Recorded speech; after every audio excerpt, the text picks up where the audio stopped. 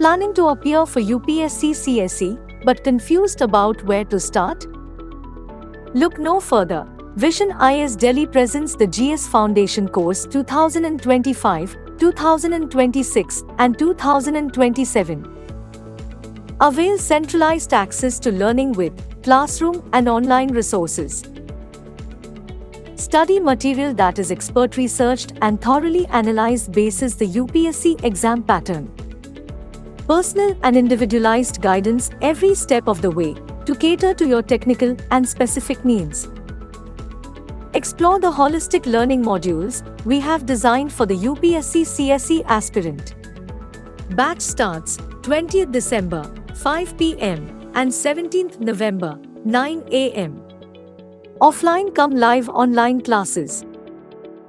With the right ingredients, success is yours to have. Enroll today in the Vision IAS GS Foundation Course 2025, 2026 and 2027.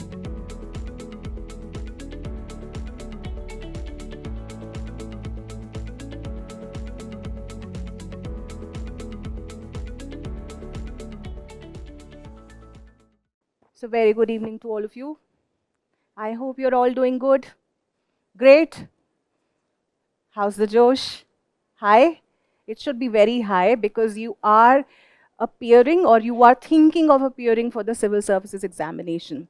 And why are we gathered over here? To understand what it takes to reach to your final destination. There are two essentials which are very important to understand from the very beginning, and that are your previous year papers as well as your syllabus, right? I hope you're all gone through your syllabus and previous year papers. Yes, but there's more to it. There's more to your previous year papers. That is why Vision IAS time and again very frequently covers your previous year analysis for various subjects, right? So today I will be taking up your modern Indian history, and we will be understanding there are certain finer details within which you have to prepare your UPSC syllabus, right? So let's start with the session. So first of all, as I said, that it's very important when one starts with the preparation that one needs to know what is the syllabus. So because this session is having prelims questions, let's see the prelim syllabus. जितना मुश्किल prelims है, उतना ही छोटा उसका syllabus है. Yes or no? And if you ask me, mains is about how you have understood the thing so far, but the syllabus is exhaustive, right? So your prelim syllabus says history of India and Indian national movement. बस इतना सही है. This history of India includes your ancient medieval culture as well as your modern, and within modern it says Indian national movement. तो ये बात तो समझ में आ गई है that Indian national movement within modern Indian history has been given due weightage by UPSC, right? So that's what we understand and we start the analysis with. That in your prelims, there are no finer details given, but you are tested on the finer details, right? Let's see how many questions have been asked by UPSC in the last 7 years in your modern Indian history section. So there are around 50 questions, right? 50 questions means almost 7 to 8 questions every year. But if you see the last 7 to 10 years analysis and combine your overall understanding of history questions, which includes your ancient, medieval, and culture as well, the weightage of modern is declining as compared to your ancient, medieval, and culture. But nonetheless, it has due weightage in the prelims paper, right? Another understanding which you need to have with respect to the difficulty level of this section, it is assumed, I'm again repeating this word, it is assumed that modern Indian history questions are becoming very difficult, right? Difficult, yes, in terms of the understanding now they are checking. The facts which they are now taking up, which you have never come across or either which you have never thought that they could be asked, right? Another element which UPSC is engaging in your prelims papers is the advantage which you already have of reading newspapers, right? So in various subjects, also in history, your newspaper reading and current affairs is becoming an important factor in your preparation. Now, when we include the current affairs as well as newspaper reading, it is making the difficulty level a bit difficult, reason being you've never combined your modern Indian history with the current affairs, right? You always study polity, economics, let's say environment, but you don't attach too much of significance to modern Indian history while doing your newspapers. So that increases the difficulty, but if you see the number of questions, these 50 questions, maximum, more than 80 to 90% have come from your static sources. Only 4 questions have come from unconventional source, मतलब आप उसके बारे में जान भी नहीं सकते हैं and you need not even know about it. It's worthless to even think about the questions which are coming from random textbooks because 4 he questions आए हैं. 4 questions from which are from either newspaper reading or current affairs, right? Before starting with the session, I would like to tell you the understanding which we need to have when we are doing Indian history with current affairs and newspapers. So there are 2 kinds of questions in the current affairs so far. One is current affairs. That means they are directly from the news. Let me put it this way.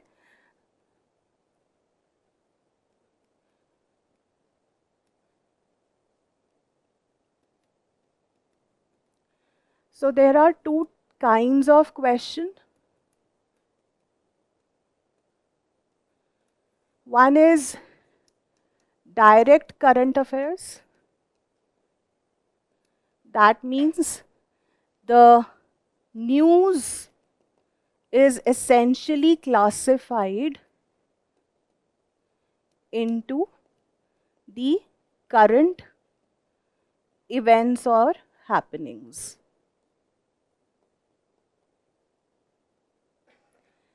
Then there are indirect current affairs.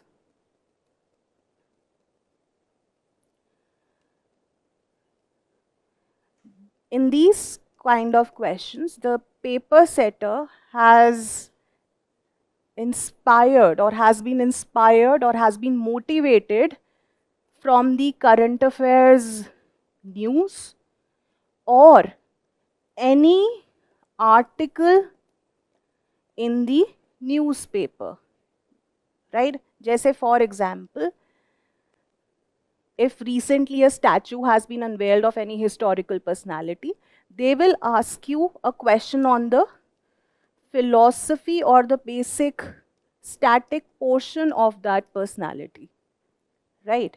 Similarly, there must be articles randomly covered in your newspaper. Randomly covered matlab uska koi lena dena nahi hai current affairs se. They are just put in the newspaper. That may be historical, cultural, right? Those random articles has also motivated the UPSC paper setter to frame questions, right? The weightage of these questions in across all the subjects of UPSC is increasing, right? And that is making the doability from your part a bit trickier, right? So that's how first we have to understand that how the subject of modern Indian history is seemingly look like difficult, but the questions, as I'm telling you, have come from the static sources, the majority of the questions. So the next question, logical question is, what are those static sources? Right? जिनको पढ़कर हमें शांति मिले, and we will be like, हाँ, we are done with your modern Indian history. So the static sources goes like this, right? So there are two categories of sources. One is essential material and the other one is reference material, right? So your essential material, that means essential means what? You have to do it, right? So your essential material includes your NCRTs without saying, right? You have to do your NCRTs, then spectrum, then your India's struggle for independence. Now the next question which might be coming to your mind is, are we supposed to do all the essential material for this subject? No. No, right? So let's take an example. If you are starting with your 8th standard NCRT, which pertains to modern Indian history, you have to do this book. And because it is so simply written, the language is so lucid that if you are starting with the subject, it can be done within 3 to 4 hours of reading, right? One reading. Once you do your second reading, the note making can start, right?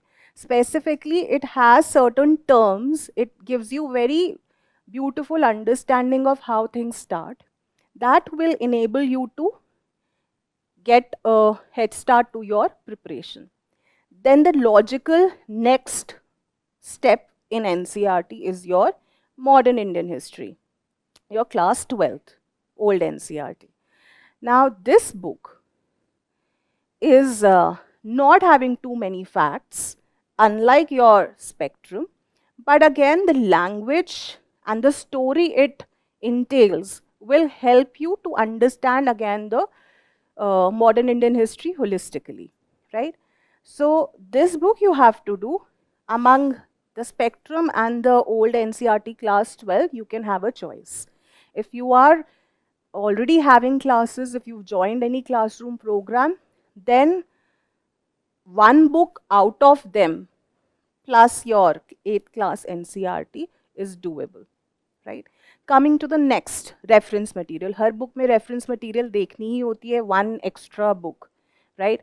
This reference material also, if you want to cut down, you can cut it down provided you are doing test series explanations or you are solving too many tests. See, I will be very practical with you because I understand that there are so many sources and you also are here gathered to know how many sources we can cut down to clear this exam, right?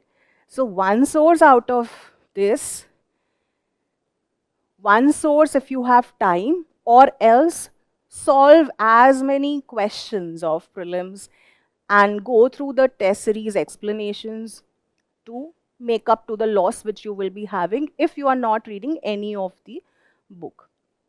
Okay? Right? Are we done till here? So let's start with the understanding of how the questions have been. What all tricks और what all tricks बोलूँगी तो आप कहीं ये तो नहीं सोचोगे कि what if UPSC again eliminates all the elimination possibilities in the next year also. So I want to be very safe, in safe mode. Even if UPSC has eliminated all the elimination type of questions, I still feel that it's very wiser on your end to still study like that. Why?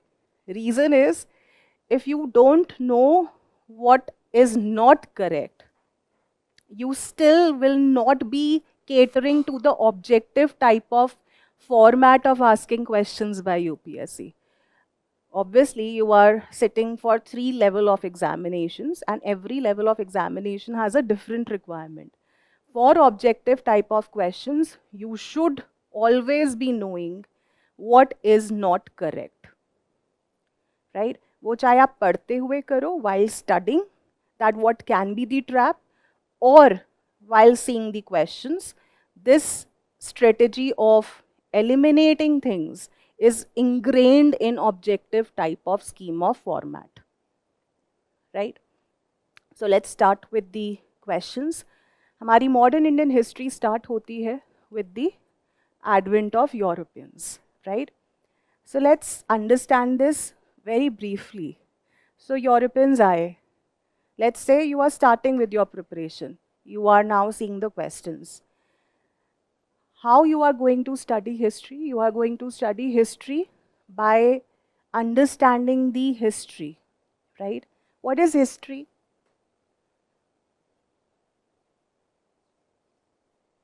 Past events.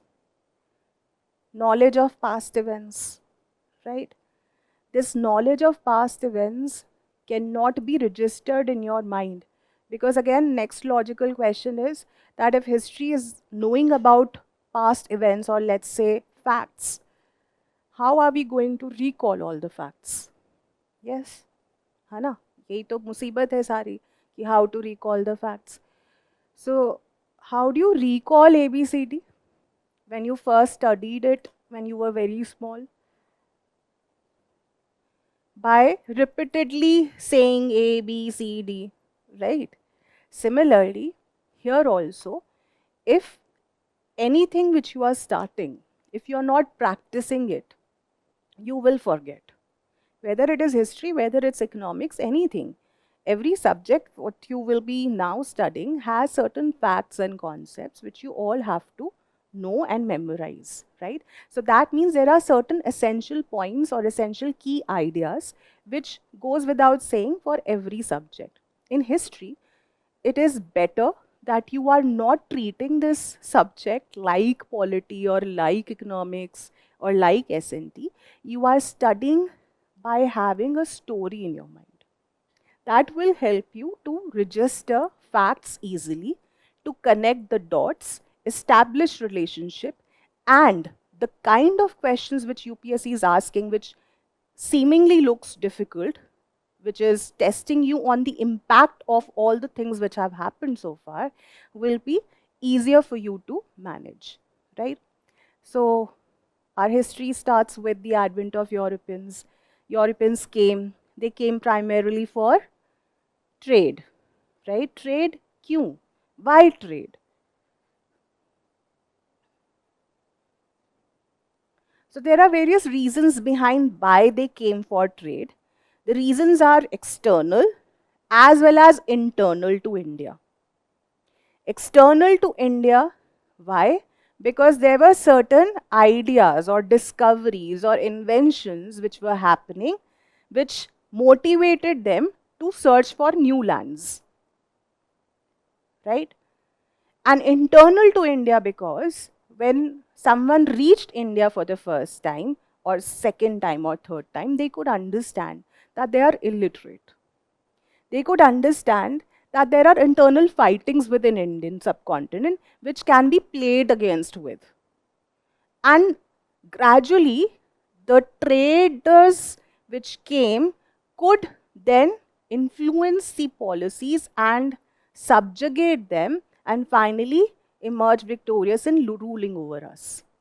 जब आप basic story समझते हो, again I'm repeating, you understand the facts better rather than ठीक है Portuguese आए, Dutch आए, dense आए, Britishers आए, उन्होंने यहाँ सेटअप करी, there that, you will forget, right? So there is a way for every subject to start and understand and cater to the needs of the examination.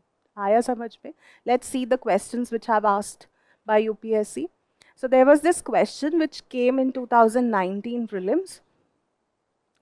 Source is static. Static क्यों? Because the question has been asked from your NCERT. But NCERT है world history की. अब आप मेरे से पूछोगे कि ma'am in the prelims are we supposed to do world history? Because nowhere it's mentioned world history. World history तो mains में mentioned है. But I started with syllabus. It says history of India and Indian national movement. History of India तो start हो गई थी, कहाँ से? जब यूरोपियंस का इंटरैक्शन हमसे शुरू हो गया था. Are you all understanding what I am trying to make you understand with? Yes, that means there should not be done any compartmentalisation. अब वो तो क्वेश्चन में यूपीएससी सोशल कैपिटल भी पूछते हैं, उन्होंने तो मार्क्सिज्म भी पूछा है. So will you say society or IR क्यों आ रहा है? No ना. So when you are starting, you should have a very interdisciplinary and wholesome approach. Don't do compartmentalization in your mind, right? So obviously when you start, you don't start कि मैं prelims के लिए करूँगा या mains के लिए करूँगा. You have 2 sets of syllabus in front of you and you start your journey of UPSC, right? The question था, which one of the following groups of plants was domesticated in the New World and introduced in the Old World? अब ये जो New World और Old World words थे, at that time also in 2019 was a bouncer and googly to many. यार ये कहाँ से आ गया? We've never come across. जो ये बोलेगा ना we've never come across, they are those which have not understood the demand of UPSC. As I said, syllabus दिया है UPSC वालों ने and you just have to start, right? So this concept of New World and Old World is the base from which Europeans started coming to India. सबसे पहले Columbus ने discovery करी थी, कहाँ की? Americas. Your West Indies, Bahamas Islands, right? So he was sponsored by the Spanish government कि हम आपको sponsor कर रहे हैं, you go explore, we want to know how we can, get markets for our products and what all is there in the world around which we can get, right? ये जो we can get था, वो कहाँ से germinate हो रहा था? वो germinate हो रहा था for their need for spices. Because European countries are cold countries. So in the cold season, they required spices to preserve their food. Food for themselves and food for their cattle as well. So this need for spices arose and hence we see the discovery of world through the eyes of the explorers and travelers and traders. ठीक है, तो ये जो discover हुआ, he thought that he's landed in India. That's why he started calling the people over there where he met them as Indies. But वो India था नहीं, वो पता चला when Vasco da Gama reached India, Calicut में. So this new world was Americas.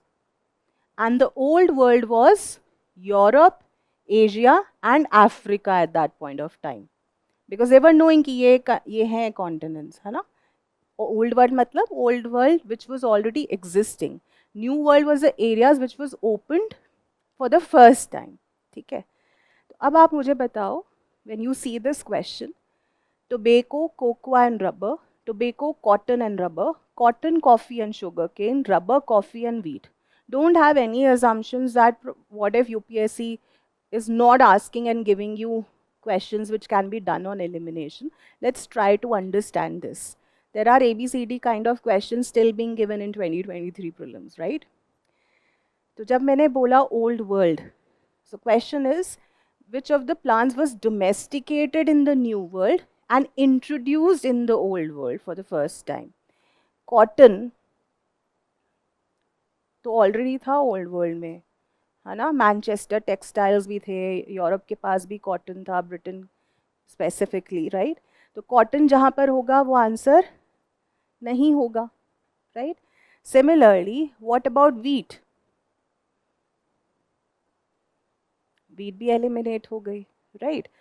Cocoa was new to the old world. Similarly tobacco and rubber. तो जहाँ पर भी जैसे कॉटन है, let's say, वो eliminate हो जाता है तो you arrive at the answer. Similarly if you eliminate wheat, you arrive at the answer.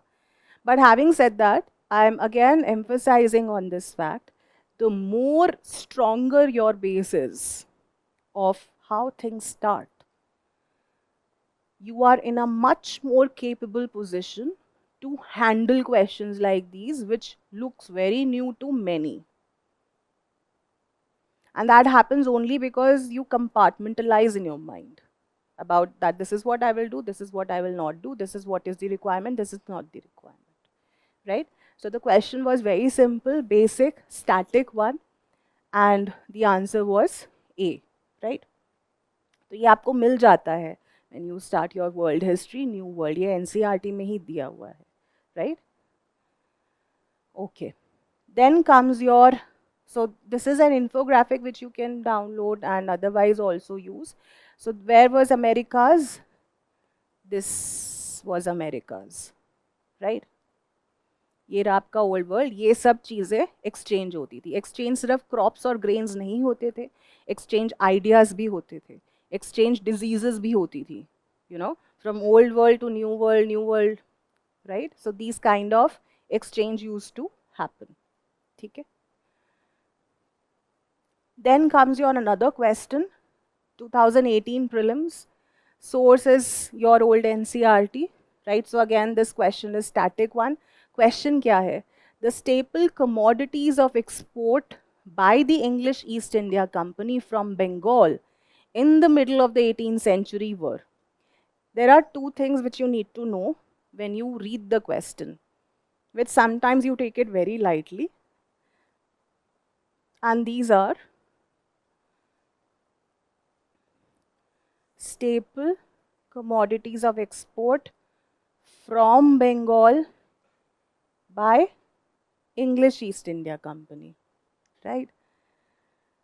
A, raw cotton, oil seeds and opium. So if you understand a bit of geography and economic resources found in certain geographical areas, you still can be able to solve this question.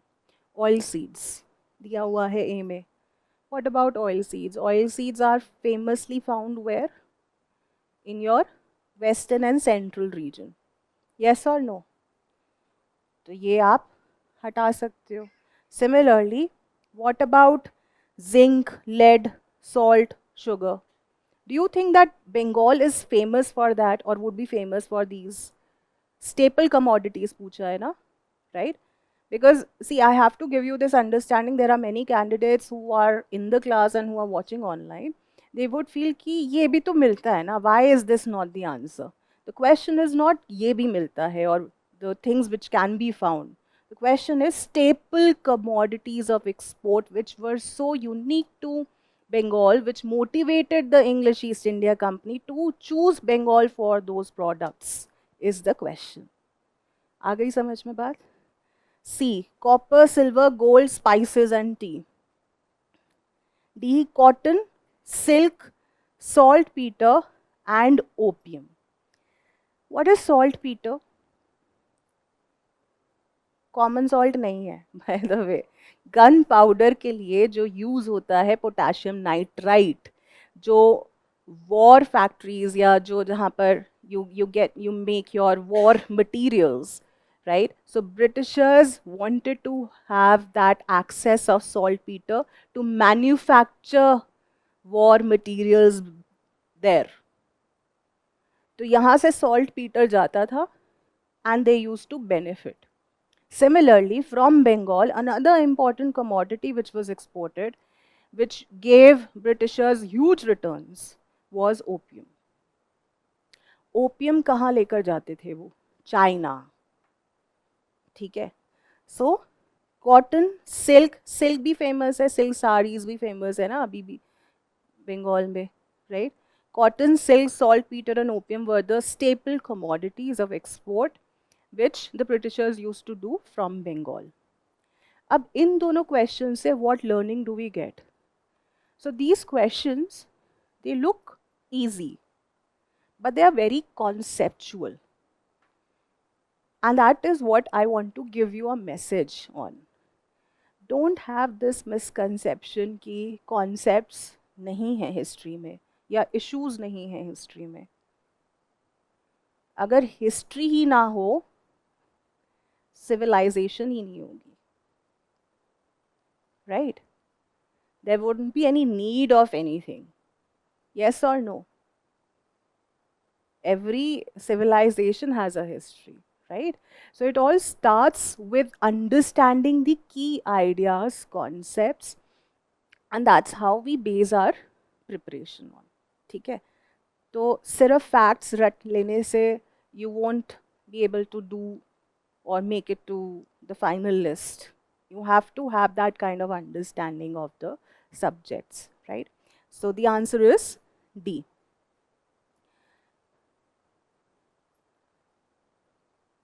So these are the routes which the Europeans used to take. Specifically, if you talk about Vasco da Gama, कहाँ से आया? So these are the two main countries, Portugal and Spain. इसको Iberian Peninsula भी बोलते हैं, right? Portugal or Portuguese were the first ones to come to India, right? So they came via Cape of Good Hope यहाँ से and they reached Calicut. वो यहाँ से ही क्यों आए? When there were other routes also prevalent. This is what you need to understand. This is what is the question mark. जब तक आप इन चीज़ों के पीछे नहीं भागोगे, you will not run after these facts and a light should trigger in your mind. Your preparation will be very hollow. कुछ gaps रहेंगे उसमें. There is a curious mind which even UPSC wants to have in the candidates, और वो उनके interview syllabus में ही लिखा है. Interview expectations. How many of you have seen the notification? Very few. आज देख लेना. जो मैं बोल रही हूँ ना, this curious aspect is what they are looking into you or looking inside you is very well mentioned in the interview personality traits list which UPSC has given. आपको थोड़ा सा भी नहीं लगता if UPSC has given you something, it should be helpful for you to understand how UPSC is to be clear? It has to be. अगर अभी तक नहीं लगा था वो जगा लो अपने अंदर. Because this is very serious business, okay? This is a very prestigious examination for which you have thought that you will be preparing, and you will ultimately see flying colors only if you understand the whole thing, right? So if UPSC has given you interview personality traits, कुछ भी लिखा हो, it should be very crystal clear in your mind. वहाँ पर लिखा हुआ है कि curiosity, a curious youth is what they want, right? So this curiosity or question कि वो यहीं से क्यों आए, यहाँ से क्यों नहीं आए, again this is based on the knowledge of world history, right? So my intention and message through this discussion is to enlighten you. Because ये नहीं आपको आएगा समझ में. You may be going through the questions by your own self as well, but you don't understand how it takes to reach there, right?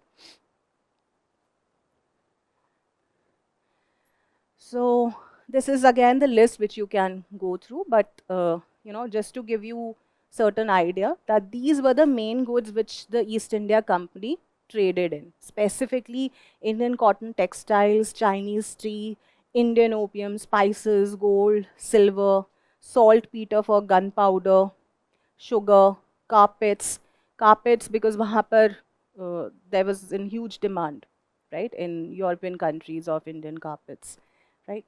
Next question, 2019 prelims. Again, the question is from a static source, but it's analytical. How do you perceive and how do you understand analysis in prelims is what I will be sharing with you through this question. So the question is, it has 3 statements. It says the Dutch established their factories or warehouses on the east coast of lands granted to them by Gajpati rulers. Dutch, east coast, Gajpati rulers. So in history, there is, without saying, an element called chronology, timeline.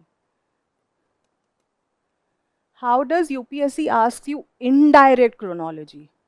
The example is this question or this statement.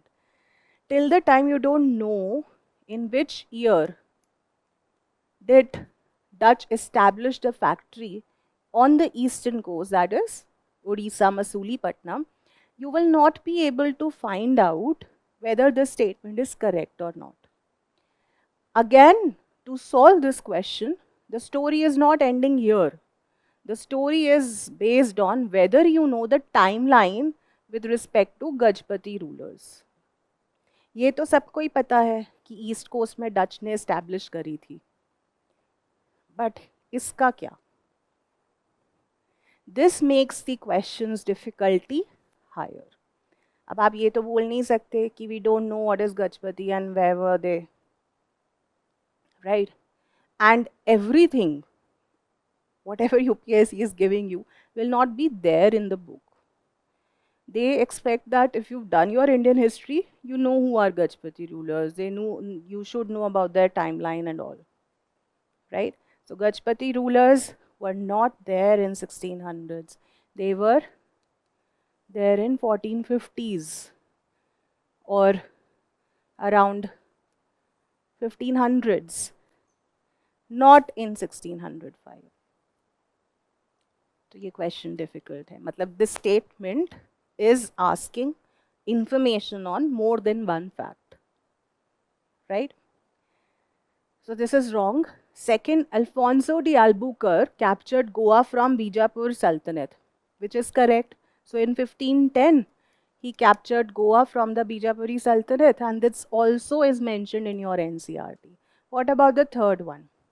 The English East India Company established a factory at Madras on a plot of land leased from a representative of the Vijayanagar Empire.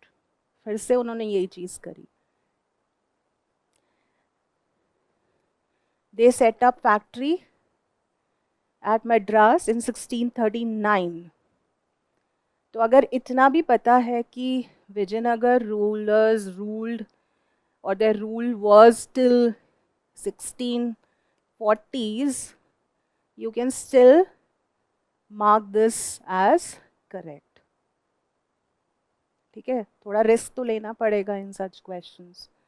So that means UPSC is asking and checking you on indirect chronology.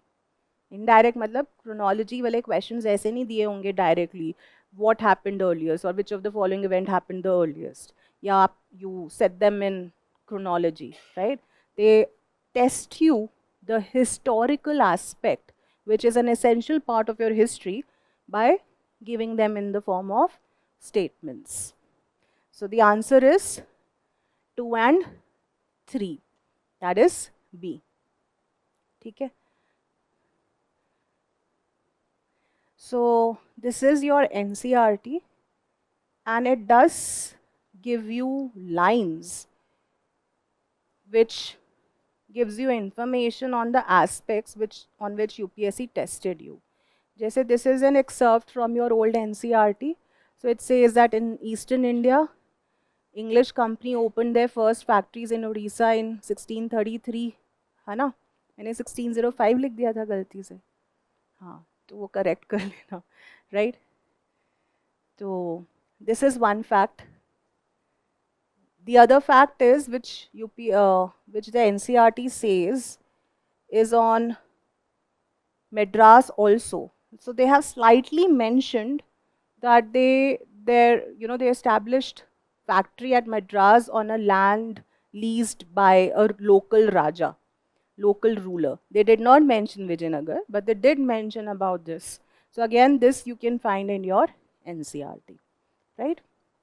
So that's how you understand things. Next question is 2021 prelims mein aaya tha.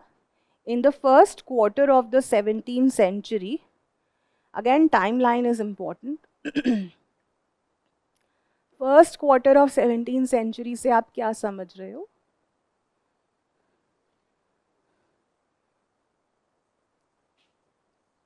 Right? Just very early attempts of English getting their hold over in India, right? Which of the following were the factories of English East India Company located? ये है question. बरोच, चिकाकोल, त्रिचुनपल्ली. सबसे पहले Britishers ने, अगर आपको याद होगा, they established their factory at सूरत, है ना?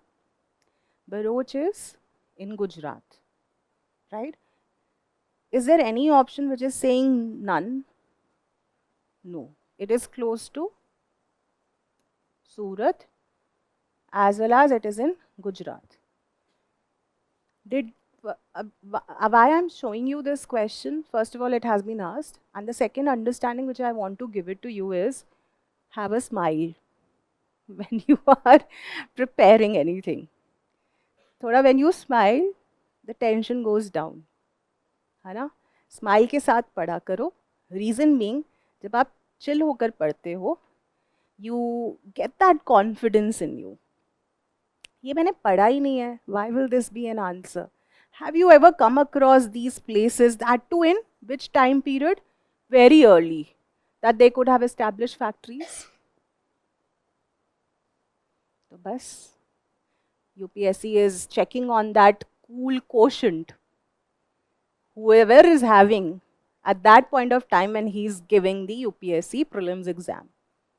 सब बोलते हैं ना, even the toppers say कि you have to be bit composed and calm and cool about things. I know it's very difficult, but still you have to have that, right? क्योंकि जब questions ऐसे आते हैं, you have to have that thing. चिकाकोल में कोई factory नहीं थी English East India Company की, neither Trichinopoly. Chicacole, Srikakulam, Andhra, Trichinopoly, Madras, right? So there were no such factories at these places. It was only at Bharuch that there was an English East India Company factory.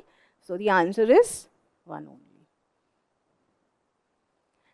So when UPSC is checking on these elements of whether you have trust and faith on the preparation you've done so far, that means this is also one of the requirement, जो कि बहुतों का टूटा होता है just before the prelims and even after the prelims exam, कि क्या पूछ लिया या क्या पूछेंगे.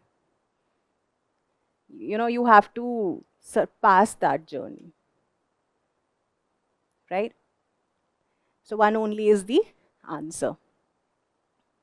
This is again a list of factories in which your NCERT has also given you the image. अगर आप देखो, Bharuch, Surat, Ahmedabad. There are 3 E that stands for English East India Company factories at the western coast.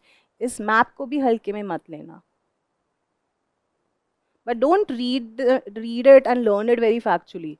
West coast पे इनका है, east coast पे इनका है. That is where the south coast is, and these are the factories. Have a kind of a link with it, with the information which the NCRTs are giving you. Okay. Then comes your next set of questions, that is on economic impact of colonial rule, right? Before starting with this, let's understand how you are going to approach the advent of Europe and certain things which UPSC has asked in the last 7 years. And if you could see and retain all the questions which we have discussed so far in the advent of Europeans, they have come in the last 2-3 years, 18, 19, 21, right? The answer is why? Why? Because this is again one of those areas which you don't focus too much. Yes or no? ऐसे समझा ही नहीं है आपने, तो UPSC को सब पता है how do you study. They have also passed that stage. The paper setter must be a UPSC aspirant who has never cleared. तो उसको तो पता है. Where will you be caught? That is why questions are like this. So they are exploring those areas which are not within your range. Recently, a UFO has been sighted now. So what are your opinions on UFO? Are they for real? Might be, till the time we don't know. So we don't know the history of UFO. Yes? Okay. So I was on giving you an understanding of how you have to prepare advent of Europeans, right? So first of all, you should know which all European powers came to India. Why did they come to India?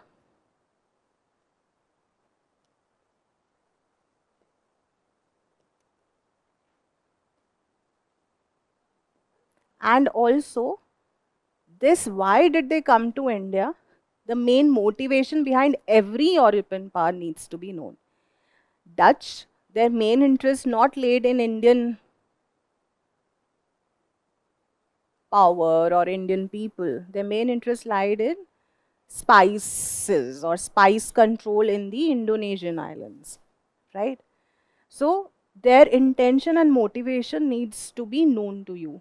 Second aspect is, when you are doing this, you need to know the factories that were established at least on different coasts of India. East coast, west coast, south, right? When you do this, you also need to know which all factories were fortified settlements. ये अलग है और ये अलग है. So there were certain factories which were fortified. Fortified क्यों होंगी वो? To have that center of influence, right? Impact of having factories at different places, which led to finally struggle between the different European powers. When you understand like this, you make sense of how things can be further enriched while doing this chapter. Okay? So let's start with the next set of questions on economic impact. देखो, जब उन्होंने factories बनाना शुरू कर दिया था, obviously they were setting factories for a reason, and that was trade plus control, right? Now through trade and because of certain kinds of requirements, they did a little bit of change or shifting in land or agriculture. Yes or no? They forced to grow, or the peasants were forced to grow certain commodities which were of interest to the Britishers, right? And that's how the story of exploitation began by the Europeans in India, or Britishers to be more precisely in India. And अगर UPSC questions इनमें से पूछ रही है, they are to be looked upon as a guiding light that you need to understand all these things, right? Let's see the questions.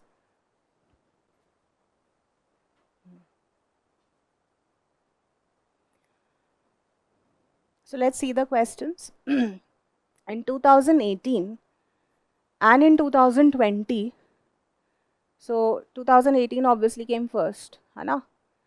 So there are certain themes asked by UPSC repeatedly, right? And one glimpse which I want to show you is through these two questions, right? 2018 mein they had given you a question, economically, one of the results of British rule in India in the 19th century was, what is the question asking? Economically, what was the result or consequence of the British rule in India in which century? 19th century. Okay? Let's see the options how UPSC has made. It's a very good question again, which might have confused many. A. Increase in the export of Indian handicrafts. Export तो हो रहा था, but increase नहीं हो रहा था. Why? Understand this, because handicrafts means what? That you are making them by your own hands. Yes? But Britain or India में भी क्या होना शुरू हो गया था? Industrialization, which replaced your handmade goods to machine-made goods. Export of carpet तो हो रहा था, but increase नहीं हो रहा था. So the question is basically asking you, what is the essence or main consequence of the economic impact of British rule in India in the 19th century? Second, growth in the number of Indian owned industries. ये तो नहीं हो रहा था. Industries हो रहा था, Indian owned industries नहीं हो रहा था. Just see how beautifully UPSC gives you traps, right? C, commercialization of Indian agriculture. This is what was the essence economically that was happening because of the economic policies of the British rule in the 19th century. D क्या है? Rapid increase in the urban population. ये भी नहीं है. So the answer is C. Just see the next question which was asked in 2020 on the same theme. Which of the following statements correctly explains the impact of industrial revolution on India during the first half of the 19th century? Let's start from here, last one. Heavy duties were imposed on the imports of the British manufacturers. उन पे क्यों लगाएंगे, right? See, railway lines were laid in many parts of the country. True, not many, but start हुआ था. मगर ये correctly explain नहीं कर रहा है. B, machines were introduced in the Indian textile industry, not in Indian textile industry. A, Indian handicrafts were ruined. Because there was ruining of Indian handicrafts, it changed to commercialization of Indian agriculture, because this was the mainstay during the Mughal rule, जब handicrafts और handmade goods को importance देते थे. Yes or no? So this shift happened, and that is how UPSC repeats certain themes and understanding, and that is how you get certain repeated questions. right? This was given and explained in your Bipin Chandra, and otherwise also when you read your old NCRT or Spectrum, you can have this understanding. This is very basic concept of the economic impact of British rule in India in the 19th century. Let's see another question on the economic impact.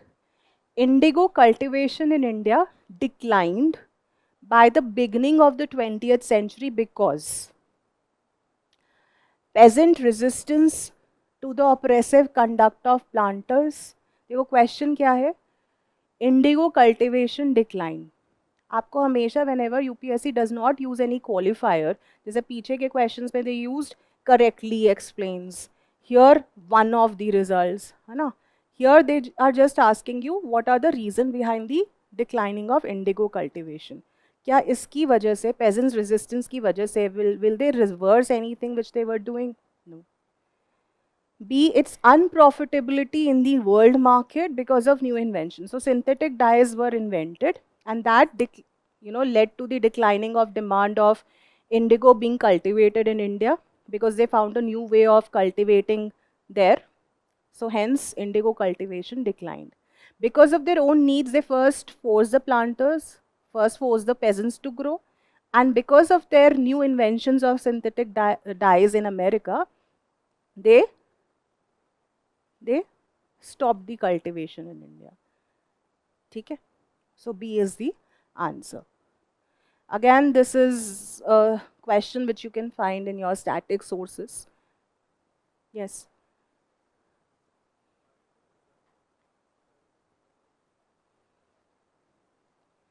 Indigo cultivation declined in the beginning of the 20th century. Honey, आप सही बोल रहे हो. You are not wrong. You are not wrong. But हमें इसको main reason तो यही था. मेन रीजन तो यही था. यूपीएससी का तो कुछ भरोसा नहीं है ना. यूपीएससी तो अपने क्वेश्चन को भी गलत नहीं बोलेगा. This is what the answer UPSC has given. So you have to mark it as correct. If UPSC says na Indus Valley civilization does not have horses, there are no horses found. Yes. Once they have given an answer to a question, there is no looking back till the time they don't drop a question. I will be showing you an example of a question dropped in one of the years to make you understand that whatever answer keys UPSC gives, you have to go by it and then base your own logic retrospectively. Right?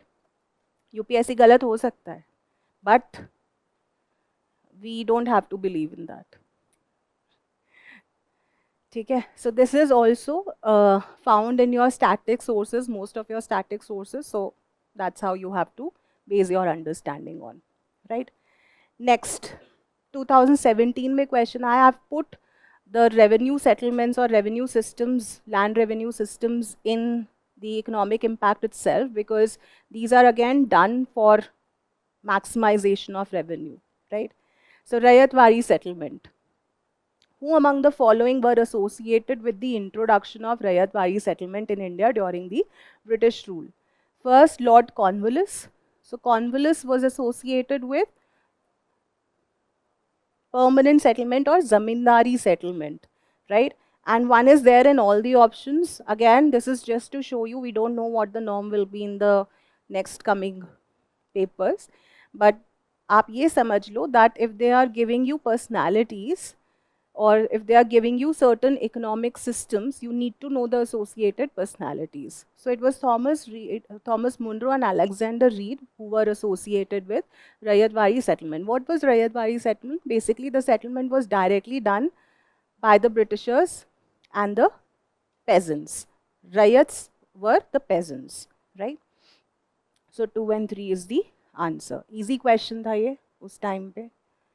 Then comes another question, a difficult one, and the reason why I'm saying that you have to do your 8th class NCRT, because in the analysis what we do, we have found out that the 6th, 7th and 8th NCRTs for Indian history, whether it's ancient, medieval, culture and modern, have been repeatedly used by UPSC to frame questions, right? Why to leave also one question which can be, done by you or attempted by you if we are saying that these are the small standard textbooks, right? So the question is on the pairs. Terms are given. Now there is another misconception that UPSC gives you terms only for, ancient, medieval and culture. There are not terms given enough for modern. There is nothing like that. There are no theories like that. There are concepts, there are terms even in modern Indian history. Without terms, you cannot do studies at all. There are terms in every subject, right? So orangs were basically not in charge of treasury of the state. They were names for the warehouses, right? This term is mentioned in your 8th standard NCRT in a box, which gives us a message कि हाँ यहाँ से questions बन रहे हैं, right? And again, I'm repeating that these are very easy books to start with, and jaldi se you can make your own notes on certain aspects which you will not find in the regular textbooks, right? Banyan were the Indian agents of the East India Company, Banya communities. There, back then also, they were agents of the East India Company who were used for the trading of goods, right? Mirasidars were the revenue pairs to the state. Again, these terms, as I'm telling you, are found either in your NCRT or your Plasi to partition, which is your reference material. Isme you can have a choice whether you need to do this or you don't need to do this. You have to take your own call depending upon your preparation and your confidence level, right? But these are the two books which are frequently being used by UPSC on certain areas which are not found in your regular textbooks, right? Then comes your questions on acts, policies. Acts and policies, again, when you do your history, have played a major role in UPSC questions. There are one question, or there is always a question from acts or policies every year in modern Indian history. So this section you cannot skip at all, right? And also otherwise, when you don't understand the acts or the policies or the initiatives which were taken by the Britishers, how can you understand modern Indian history? Because anyways, the impact of it will be asked in mains. Mains छोड़ो, prelims में ही पूछ रहे हैं वो तो impact, right? So you have to do this section. So what all things will come in this section? What all things? क्या समझते हो आप ब्रिटिश एक्ट्स और पॉलिसीज से?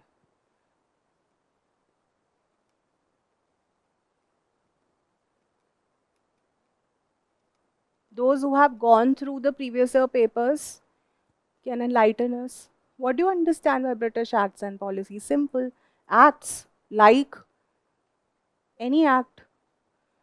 Charter Acts, Government of India Act 1919, right?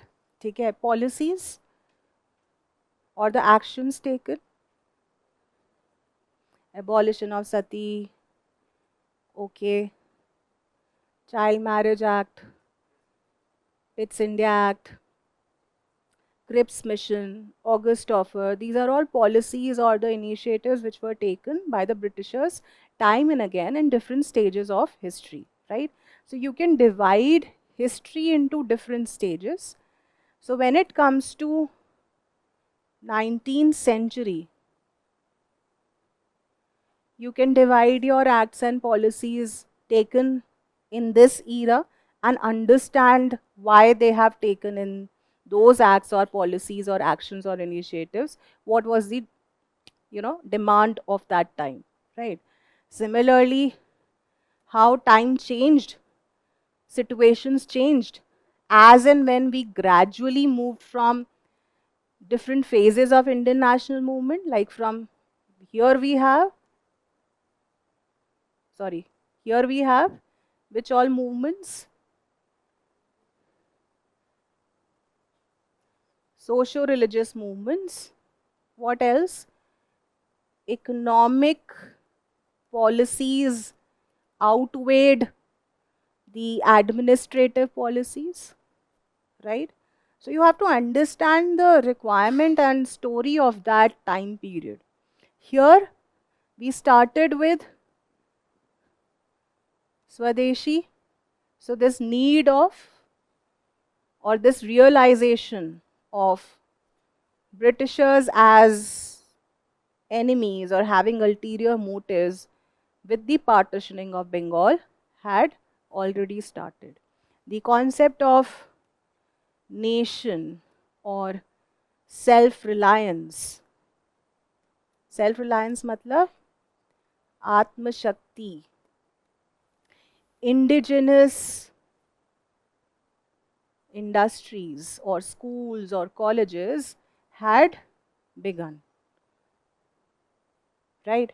तो यहाँ पर क्या आएगा कि give us power to rule. तो वो एकदम से तो दिया नहीं. They started with Government of India Act 1909 में हो चुका था, but 1919 में they did what?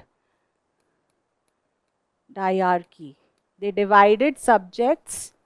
Certain were reserved and certain were transferred. किसी भी तरीके से, whatever way you like, you understand acts like these, whether in the form of timeline or while understanding the requirement or situation of the time. Till the time you don't do it, the provisions under the acts and policies will never stay in your mind. Yes or no? Vanish हो जाएंगे. Surf Excel की भी जरूरत नहीं पड़ेगी. ठीक है? So it will all be crystal clear. साफ हो जाएगा आपके दिमाग से. So it's better to weave or उन facts को you have to connect with the story, right? So let's start with the questions. 2019 prelims में Charter Act of 1813 आया. So first statement say it ended the trade monopoly of the East India Company in India except for trade in tea and trade in China. So this is correct. Second, it asserted the sovereignty of the British Crown over the Indian territories held by the company. This is also correct. The revenues of India were now controlled by the British Parliament. This was already being done through Pitt's India Act of 1784. अब आप मेरे से पूछोगे how to remember all such things. इसलिए I started with the story. Right? वो आपको करना ही होगा. That is how you will understand things, right? So again the question is static and from a very conventional theme. So it's not that difficult. But yes, having said that, there are certain statements which might be difficult if you've not studied well, right? Then comes your another question, 2023 में question आया था, which of the following acts was the Governor General of Bengal designated as the Governor General of India? एक तो होता है you simply ratify this fact कि हाँ Charter Act of 1833 Governor General of Bengal was made Governor General of India. और एक होता है when you add the adjective. वो जो एकता कपूर के सीरियल्स में वो जो बार बार फ्लैश नहीं होता है, you emphasize on certain things again and again, and that is what? This was the final step towards centralization in India. When you add this line or understand that this was the adjective used in different books, you associate कि वो final कैसे हुआ? When Governor General of Bengal was made one central authority of India. तो आप नहीं भूलोगे. But if you simply ratify कि हाँ इस act में ये हुआ था, without knowing the adjective, so there are chances of you losing out on this fact. ठीक है? So D is the correct answer. Then comes your questions on repeated themes again. Government of India Act 1919 बहुत ही famous, बहुत ही popular question है, theme है asked by UPSC, right? So in 2017 they asked what is dyarchy. In 2022 they asked under diarchy what is done. So what is diarchy? Division of subjects delegated to the provinces into two categories, reserved and transferred. When this question came, because this was the first instance in the last 5-7 years back then that a conceptual question or a term related question was asked. तो जब भी कुछ ऐसा नया होता है ना, students को ओ ये क्या हो गया, ये क्या हो गया. So they thought that why A is not correct. Division of central legislature into two houses, everything becomes so hazy and blurred. So they automatically then, force their mind to even think about those things which are not meant to be thought, right? So you don't have to do overthinking. Simple है, diarchy means division of subjects, right? Reserved and transferred. और reserved question or reserved subjects कौन से थे? That was asked in 2022. So what all were the reserved subjects? क्या रखेंगे वो? क्या revenue दे देंगे अपने हाथ से? What about justice? That I will decide. Who will decide that you are right or you are wrong? Indians? No. तो जब आप ऐसे लर्न करते हो ना, एक होता है again remembering justice, revenue, police, एक होता है justice. Why will they give to Indians? तो you will not forget. Revenue दे देंगे अपने हाथ से. पैसा, who will lose out on पैसा? No one. रेवेन्यू. पुलिस, अब इंडियंस मारेंगे क्या डंडे ब्रिटिशर्स को? So you have to force like दो serials again and again, hit yourself to memorize the facts. रखते थे, मगर रिजर्व्ड ही था वो. सॉरी, रिजर्व्ड ही सब्जेक्ट था वो. एक होता है that Indians can try. एक होता है Indians will only try. Are you understanding? Yes, there can be sepoys, there can be policemen who are Indians, but police subject दे देना जिसके ऊपर policies बनेंगी. Here we are talking about subjects on which policies are to be made. Execution की बात नहीं कर रहे हैं हम. Legislature में जो division of subjects है under Government of India Act 1919 उसकी बात कर रहे हैं. We are talking about that, है ना? तो reserved subjects and transferred subjects on which policies were made were decided by whom? Britishers, right? So 1, 3 and 4 is the answer, right? Then comes again on repeated themes 1919, 1935, 1935, right? So again, if there is any misconception ki if UPSC has asked in 2023 this topic, ye nahi पूछेगा. So nothing like that. Even UPSC has gone to an extent of repeating a question consecutively, repeating theme in 1 year. I will show you the examples, but don't have any kind of misconception. In the federation established by the Government of India Act of 1935, residuary powers were given to. तो वैसे तो viceroy हो गया था उस time पे, but because Viceroy is not given, इसलिए Governor General is the answer who was delegated certain residuary powers. What are residuary powers? Which are left after the delegation of certain subjects to some authority, right? So it was Governor General. Now coming to this question, statement 1, Montague-Chelmsford reforms of 1919 recommended granting voting rights to all the women. Universal adult suffrage या वो तो आया ही नहीं था. All the women, वो भी women को. So one is not correct. Second statement, the Government of India Act 1935 gave women reserved seats in legislature. That is correct, right?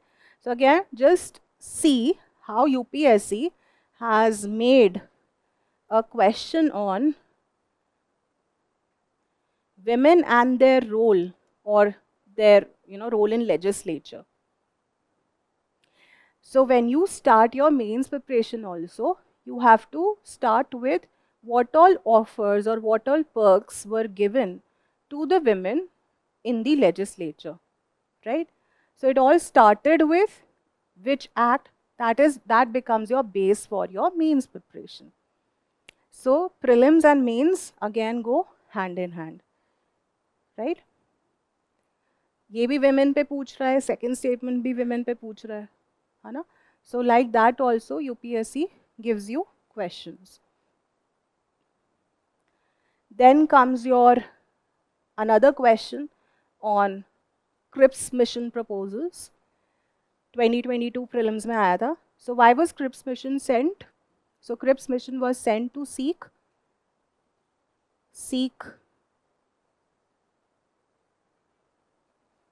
support of India in World War II, है ना? तो they offered them perks. सबसे पहले तो August offer आया. So August offer said that we will give you dominion status. We will also make a constituent assembly making body where mainly Indians will be there. There will be war advisory council. ठीक है? But this did not satisfy the Indians. फिर CRIPS proposals आया. They said dominion status तो वैसे ही रहेगा, but जो constitution making power होती है, that will be done only by the Indians, right? So again, this understanding of how things are happening has to be there in your mind. Now, first statement says, first statement is what? Again, that aspect of Constituent Assembly. The Constituent Assembly would have members nominated by the provincial assemblies as well as the princely states. Nominated तो नहीं थे provincial assemblies में, indirect election था, right? So first is wrong. Second, any province which is not prepared to accept the new constitution would have the right to sign a separate agreement with Britain regarding its future status. That was the provision given under the CRIPS proposal. So 2 only is the answer, right? So that is how the question goes. So that's how we end with questions on British acts and policies, which is a very important section in the last 7 years and otherwise also. Now, again, the maximum questions, if we have seen in the last 7 years or otherwise in the history of UPSC asking questions in modern Indian history, have come from this section. Why? Because the syllabus also highlights Indian national movement. 15 questions aaye hain, that means almost 2 questions every year, right? And again, the questions which have come from this section, again, before starting the discussion, I would like to give you an overview how you have to do this section.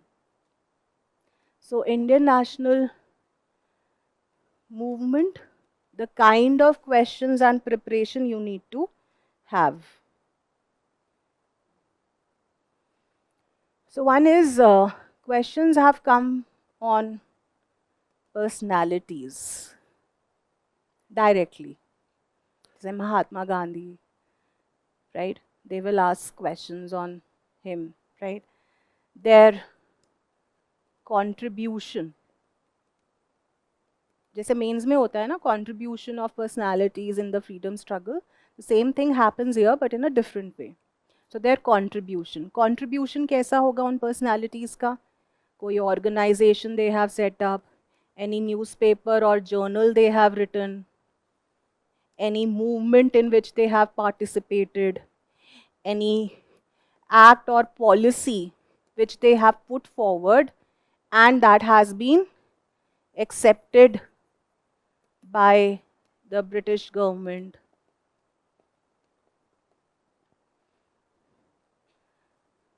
Right? Next theme, which is hot favorite of UPSC, is phases of Indian national movement. ठीक है? What do you understand by phases? Phases मतलब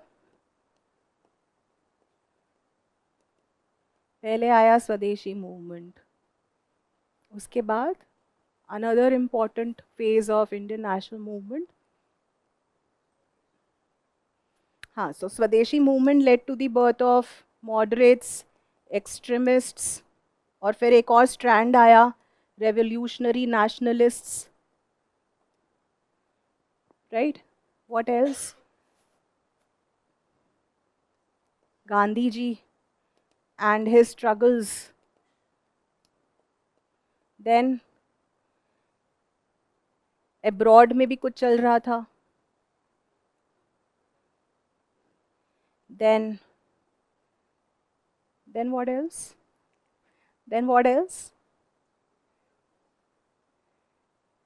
Gandhi ji and his struggles, फिर capitalist movement, working class movement, किसान सभा movement, princely state movements.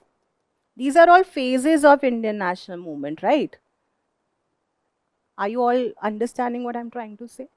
So the stages through which our Indian national movement gets a character of different kind is what you have to do. Every time period has a different vibe. So this is what UPSC checks. जितना again जैसे मैं बोल रही हूँ, जितना simple रखोगे and relatable रखोगे, उतना you will be able to remember the facts, right?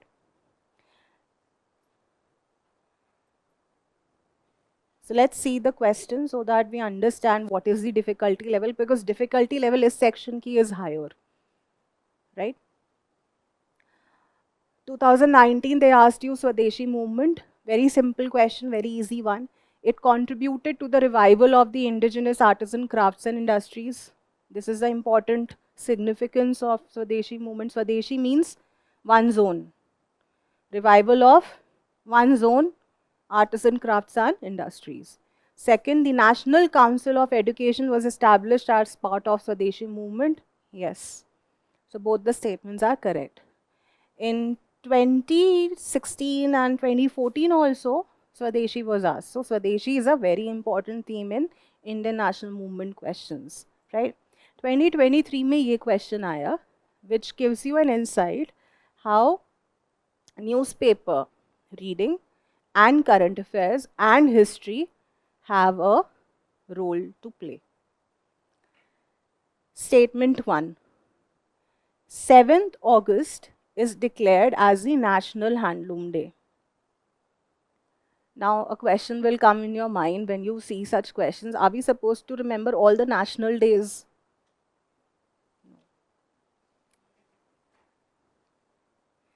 No.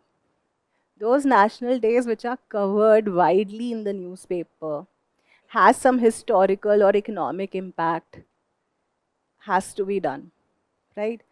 अब इसको link कैसे किया? Why certain days are known or kept as on a certain date or celebrated on a certain date? Because it has some historical significance. इसकी वजह से you should know National Handloom Day. National Handloom Day से you will not reach Swadeshi movement. You will reach Swadeshi movement from National Handloom Day is what I want you to understand. ठीक है?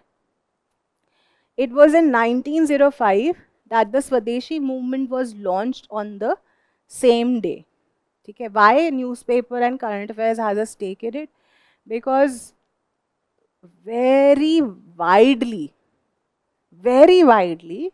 this National Handloom Day, this slogan of vocal for local, Bharat Mandapam, everything, handicrafts display. Last year, this was being focused by our Honorable Prime Minister. So he was showcasing the handicrafts by wearing himself such handicrafts like caps, shawls, to make you all aware about our handloom history और handloom heritage. तो क्यों shawls पूछते हैं culture में, साड़ीज पूछते हैं? To make you all aware of our heritage, right?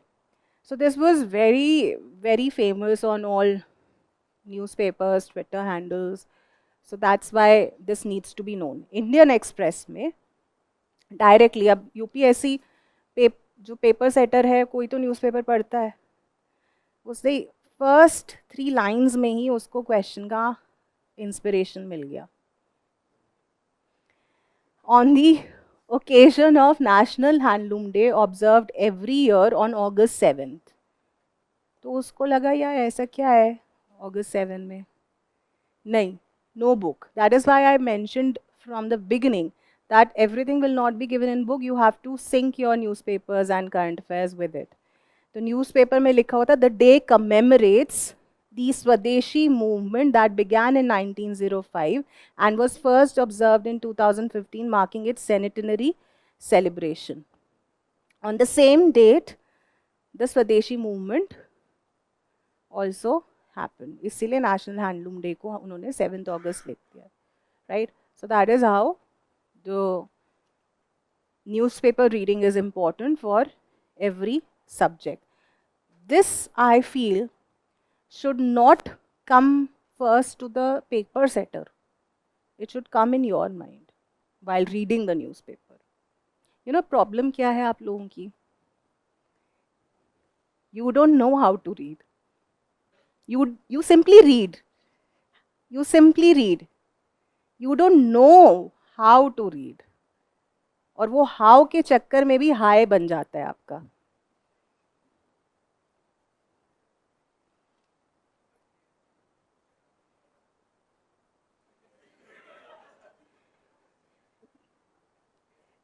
See, if you're asking me, I graduated from college in 2007.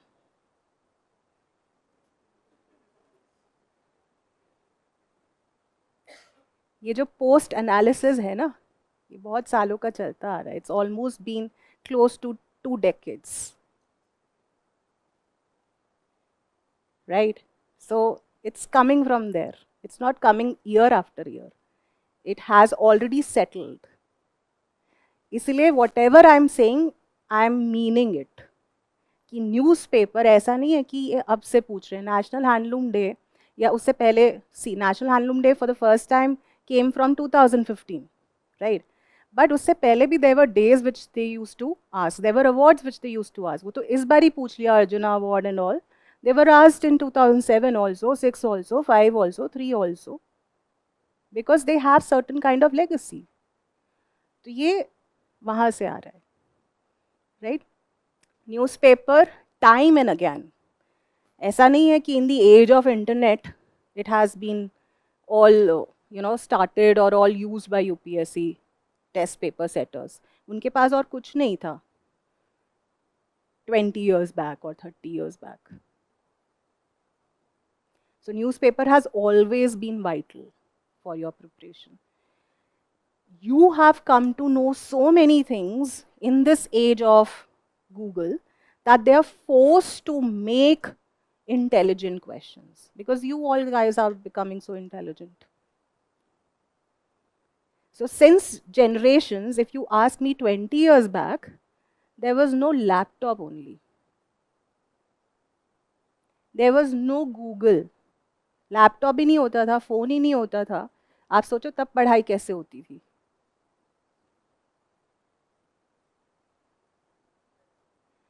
ठीक है, तो so newspapers since then, since the time UPSC has started this paper of conducting examinations, has always been vital.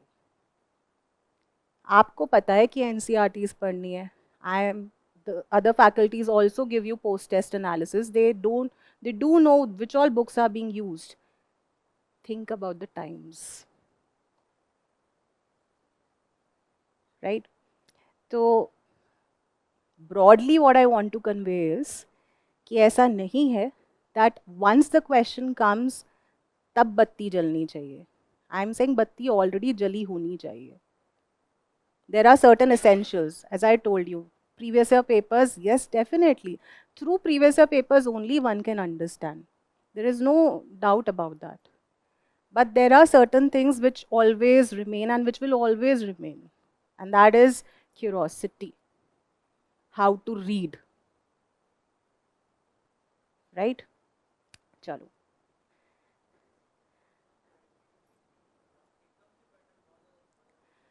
No. No. This pattern change again has occurred after every 6, 7 years, 5 years, 4 years. It's not new. It's not new. It is just to check the confidence. ऐसा थोड़ी है 2023 में ही सबसे ज़्यादा change आया. No, इन 2013 और after 2013 everything became so evident that UPSC only said that this will be a new kind of syllabus, a new kind of subjects.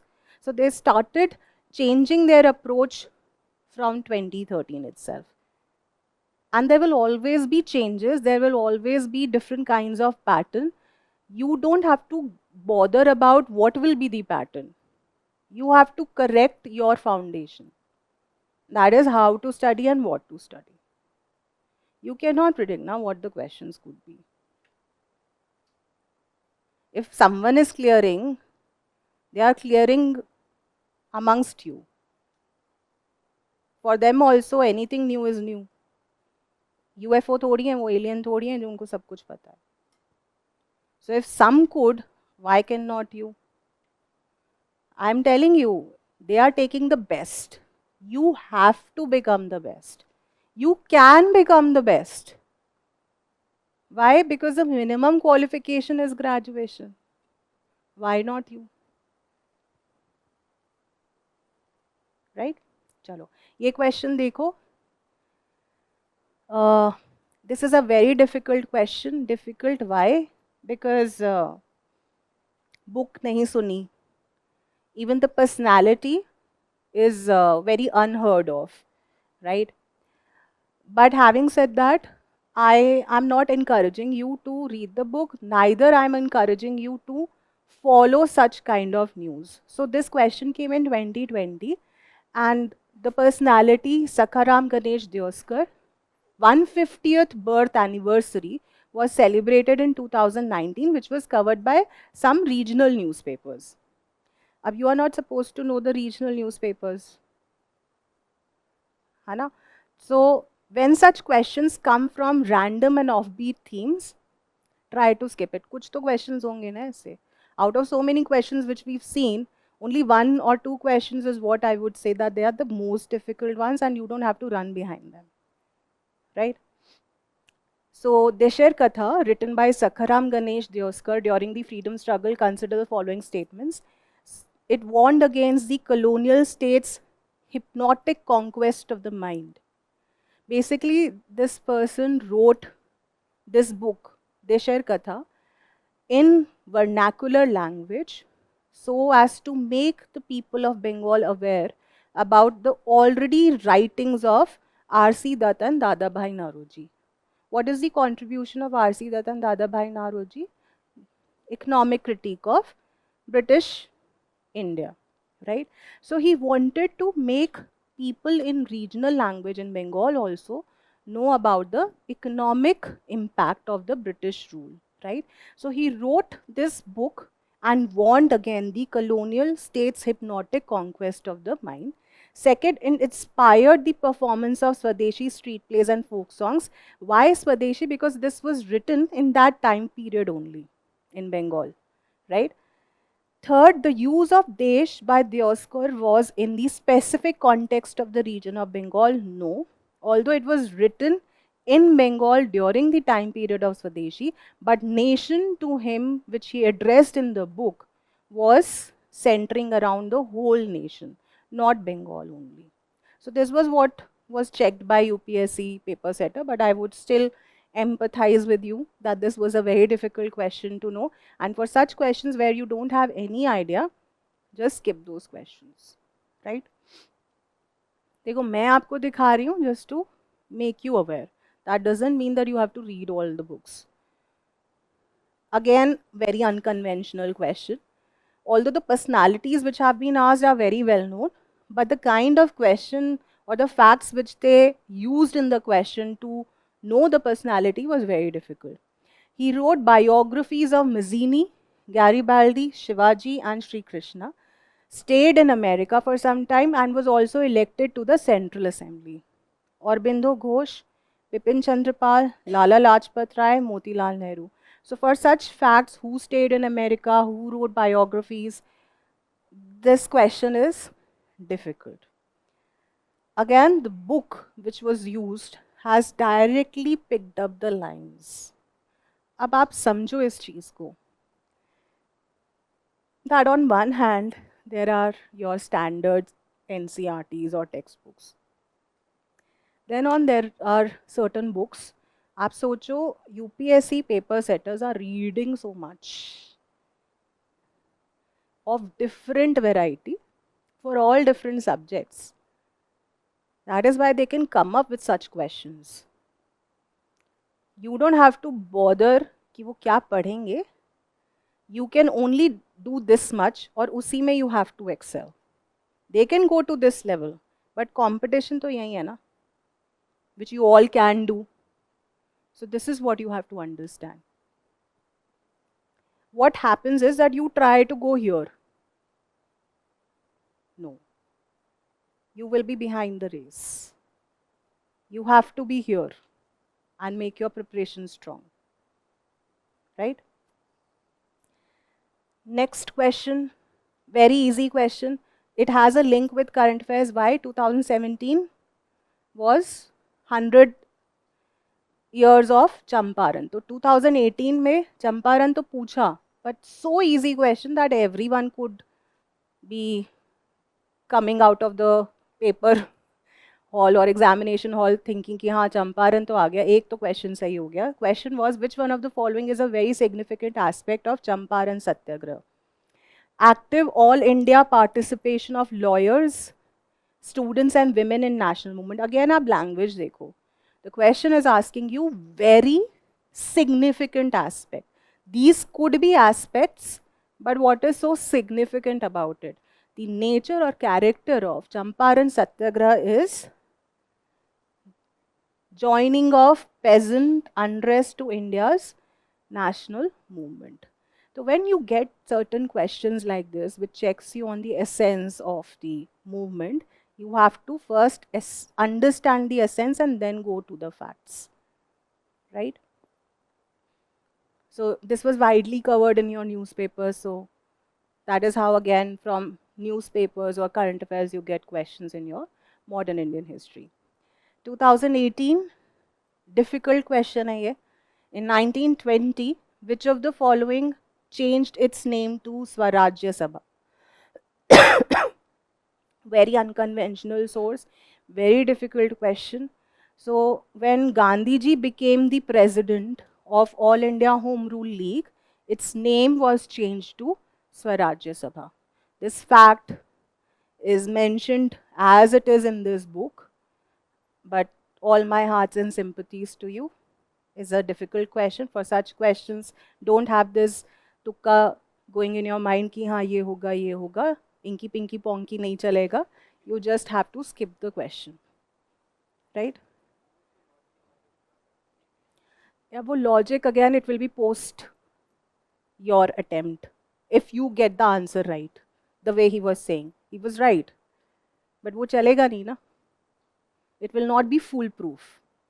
Logics are not foolproof unless and until it is backed by some knowledge.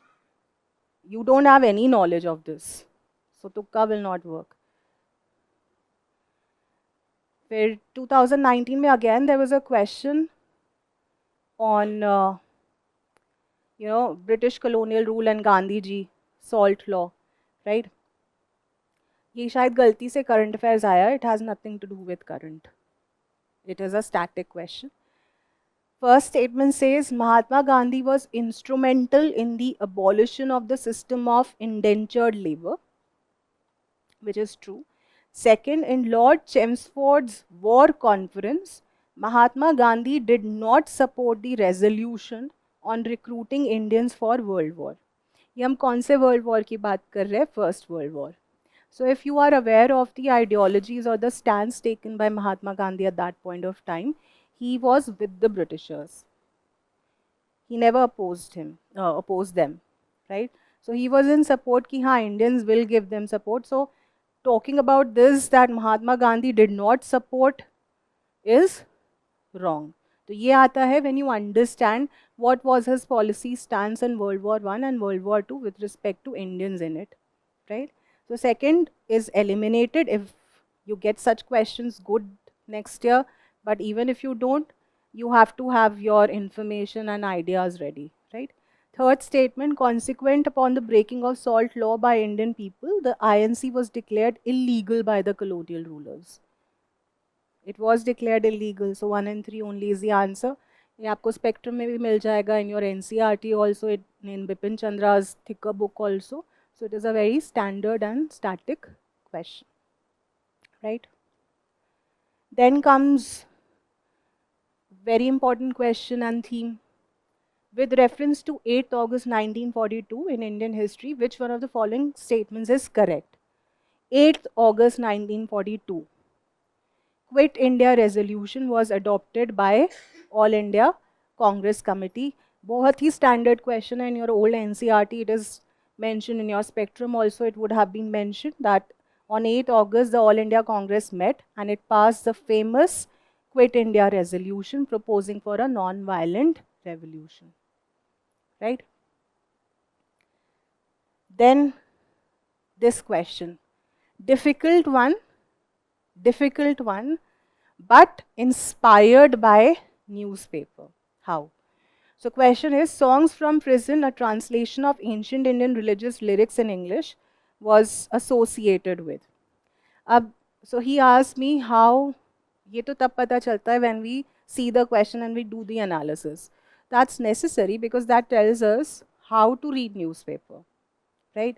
So this Yerawada jail initiative was going on where Maharashtra government, wanted to revive the history and legacy of Yerawada jail, right? So this tourism initiative was launched and Pune's Yerawada jail history is also associated with Mahatma Gandhi.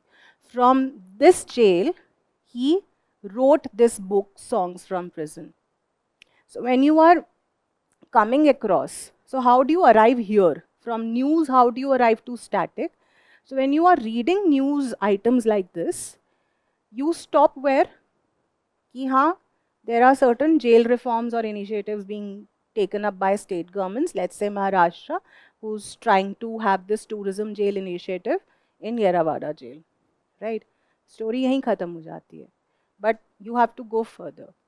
When you know that Yerawada jail is also associated in having a history from Indian national movement, you have to go deeper. But that is very personal and from person to person. Again, that will happen with a question mark.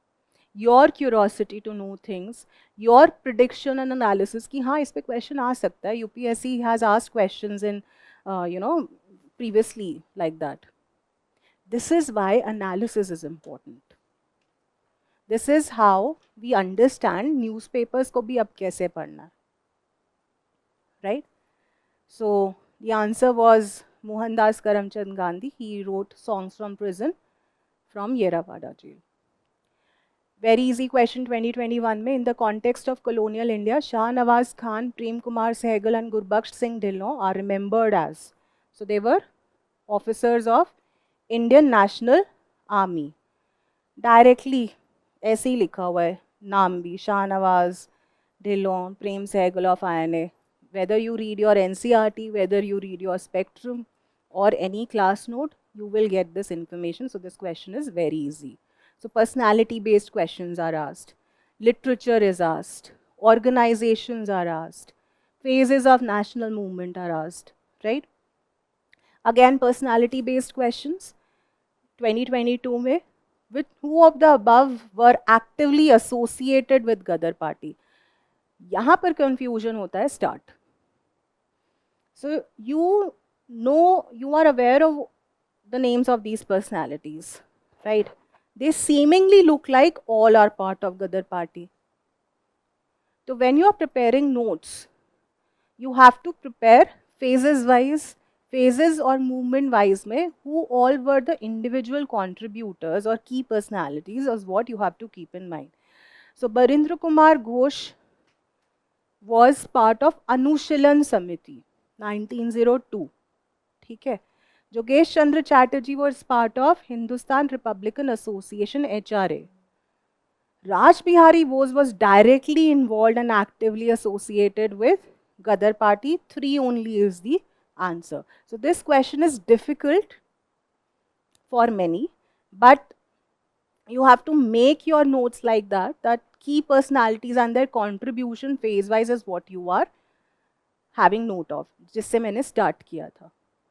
Personalities, their contribution in various fields is what you have to be crystal clear, because questions personalities पे बहुत आते हैं in modern Indian history, right? Very GK type question, general awareness type of question. 2021 में they asked you, with reference to Mandan Palle of Andhra Pradesh, which one of the following statements is correct? So this question, to your disbelief, is also found in your basic NCRTs. 6th standard ki NCRT mein, here in the box given after the national anthem, it is mentioned Jan Gan Man was translated by Rabindranath Tagore from Bengali to English in 1919 at Mandan Palle in the district of Chittoor. तो UPSC, तो मैंने जैसे बोला that you have to do your 6 to 8 and small standard NCRTs for facts which you don't get in your regular and heavy, bulky, जिनको आपने सजाकर अपने book shelf पे रखा होता है, right? So that is how you have to reorient your studies. Facts which you don't get, or these are very KBC type of questions, है ना? KBC में भी ऐसे ही पूछते हैं. So these are general awareness questions and UPSC does ask. They asked us in our time, आज से 15-20 साल पहले. So they do ask today also. So nothing is old fashioned. Old is gold. It is always revived and hits you hard. Then comes your factual question. Yes, obviously factual questions तो होंगे history में. Again, but you see how factual questions are asked. Personalities, organizations. Right? So whether Mahatma Gandhi was related to All India Anti-Untouchability League? Yes. Swami Sahajanand Saraswati, All India Kisan Sabha? Yes. E.V. Ramaswamy Naikar, Self-Respect Movement? Yes. All are very distinguished key personalities and their role and organizations in the Indian national movement. Right? So all three is the answer, 1, 2 and 3. Then again personality and their positions held. Sir Tej Bahadur Sapru, President All India Liberal Federation, yes. K.C. Niyogi was the member of the Constituent Assembly, yes. He was also the first chairman of Finance Commission. P.C. Joshi, General Secretary, Communist Party of India, yes. All three are the correct answer. So there will be factual questions like these, but these are very important personalities and the positions and the organizations they are related with. Okay? UPSC dropped this question. 2020 में आया था ये Gandhi urban pact के ऊपर. So I don't know why they dropped it.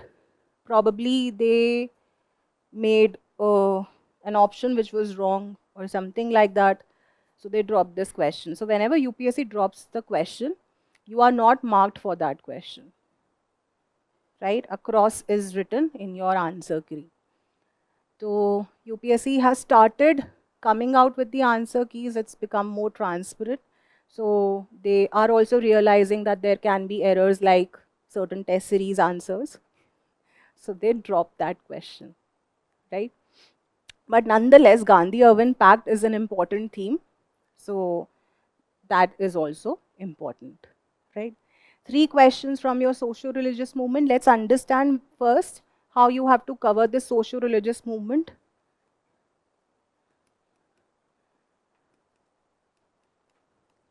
So socio-religious movement, basically, you have to understand the reforms that were demanded by certain Indians, right? What was the social base and society at that point of time, right? So there have always been in any society 2 kinds of people. Those who want change and those who want to resist change. Yes or no? Since time immemorial, there are only 2 kinds of groups. Those who are with the change, pro-changers and no-changers.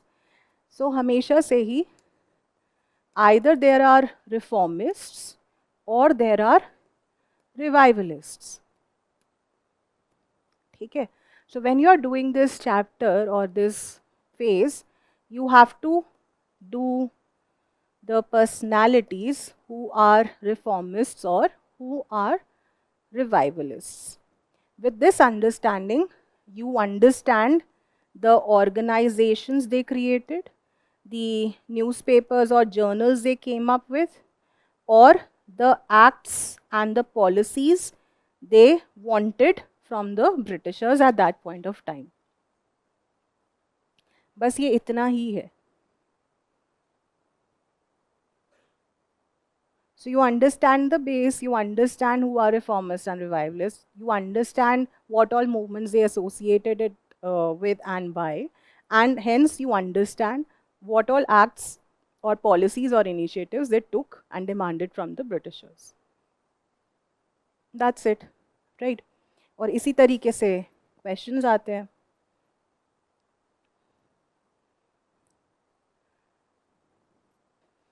Who among the following was associated as secretary with Hindu female school, which later came to be known as Bethune Female School?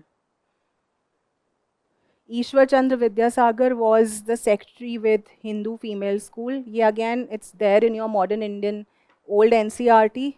Vidyasagar protested against child marriage, secretary to the Bethune School. Bethune School was founded in Calcutta in 1849. Right? In the context of Indian history, the Rakhmabai case of 1884 revolved around. This is a difficult question, but this case had highlighted the demand for age of consent bill. That is why UPSC must have asked this question.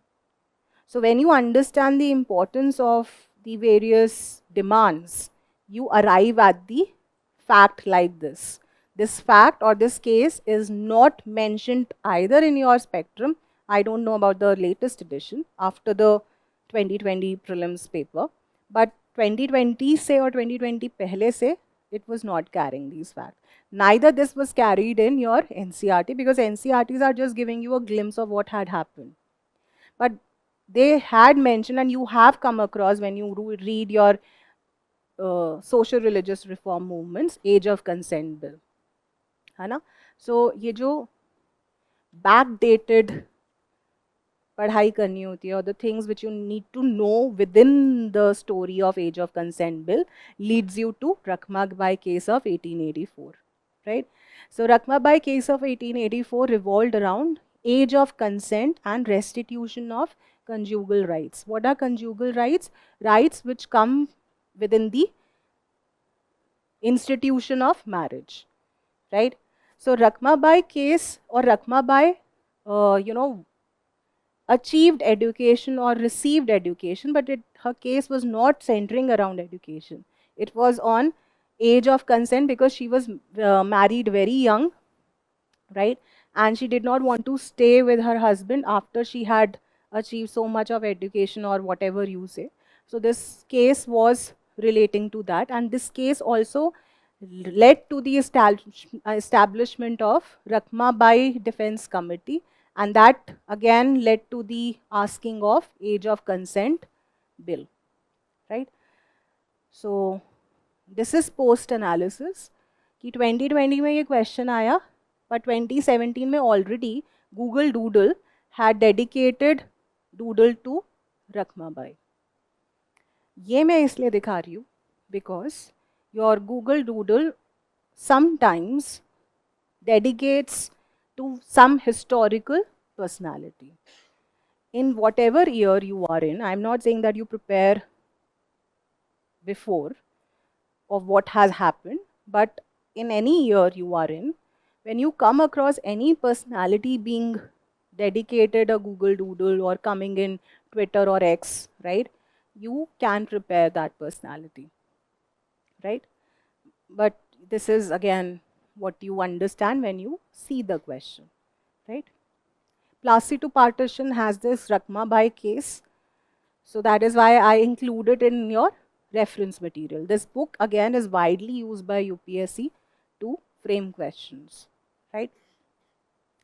Again, a very difficult unconventional question but personality based. Vittal Vidvansak, the first monthly journal to have the untouchable people as its target audience, was published by Gopal Baba Valankar. Very difficult question. But he was a very close associate and contemporary to Jyotiba Phule in Maharashtra, and his center of activities were in Maharashtra towards the lower caste movement, right? But as I said, the source is also very unconventional, and it's very difficult to find personalities like these in your regular textbooks, right? Then comes your education, 3 questions. 3 questions which UPSC asked in the same year were on education itself. मतलब जो मैं बोल रही थी that you might get in a particular year 2 or 3 questions or more than 1 question on the same theme. वो कैसे दिखते हैं? जैसे this question in 2018 was asked, which of the following led to the introduction of English education in India? Regarding Wood's dispatch, which of the following statements are true? Right? Education. Then another question which was asked in 2018 was institutions and their founder, all again related to education or training. So there can be one theme used multiple times in a year, right? Question क्या है? Which of the following led to the introduction of English education? एक तो इसका मतलब हमें बहुत clearly समझना होगा. The question is asking you, which of the following led to the introduction? What do you understand by introduction? Started with English education. Question ये नहीं पूछ रहा है which started the first time. Because the answer which UPSC gave was different with what all were interpreting. इसलिए मैंने बोला ना, जो UPSC देगा हमें इंटरप्रिटेशन भी वैसी ही रखनी है. We cannot help it. Otherwise, what do you understand by introduction? For the first time. So, for the first time out of these 3, it was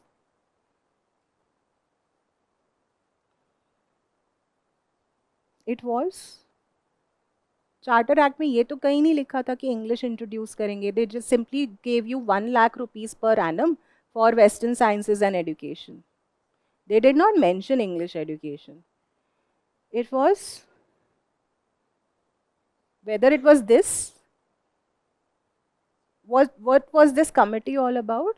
So this General Committee of Public Instruction 1823 had 20 members or 10 members. Whichever number the members are, they were one Anglicist group and one was the Orientalist. Orientalist, by the name of it, were not saying for only English education, right? But Anglicists wanted the medium of instruction to be English. But committee में ये row settle नहीं हुआ. This dispute did not settle down. The chairman of this committee was Macaulay. So under Macaulay Minute, this was settled that English will be the medium of instruction. So this committee also did not introduce directly. Are you getting me? Third, Orientalist and Anglicist controversy, which was the effect of this. So 2 and 3 तो कहीं नहीं है. Are you able to find out 2 and 3 anywhere? So the only option left was to include this also. Because this was the earliest attempt to do something on Western sciences or education. Right? Second question, regarding Wood's dispatch, which of the following statements are true? Grants and aid system was introduced. Yes. Establishment of universities was recommended. Yes. English as a medium of instruction at all levels of education. No. At all levels, no. 3 eliminate karte answer aa raha hai, but gone are those days, I feel. Or do you want those days to be back? Back na? Yes. Next question, factual hai, but important institutions hai. Sanskrit College at Banaras, Jonathan Duncan. William Jones was associated with Asiatic Society of Bengal. Calcutta Madrasa, Warren Hastings, Fort William College. यहाँ पर खेल लिया UPSC ने, they played with you. Poor you. Wellesley, everyone knows. Which Wellesley? Richard Wellesley, not Arthur Wellesley. So UPSC can stoop down to this level to change the names. Please be very scared. You have to know the name. But name वो किसका जानना चाह रहे हैं? You know, Fort William College किसने बनाया था? Full name तो he deserves ना to be known. So don't see the other side. See the right side. They are expecting Fort William College का founder. But what is done after the paper has, occurred, that all people on all aspirants will run कि अब तो हमें भाई भी याद करने हैं, हमें उसका ये भी याद करना है. No. You have to run behind this, not that. ठीक है? So 2 only is the answer. So this is again, you can download. These have been the developments of education so far. ये timeline से दिया हुआ है. And it's very easy. You can find it in your spectrum also, nothing new. Right? Then comes last 3 questions on peasant tribal rebellion. इसके बाद बस miscellaneous questions है. So 3 questions on peasant or tribal rebellions. How you have to cover this peasant or tribal rebellion.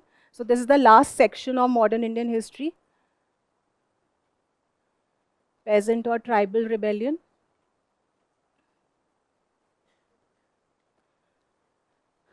The nature of peasant and tribal rebellions.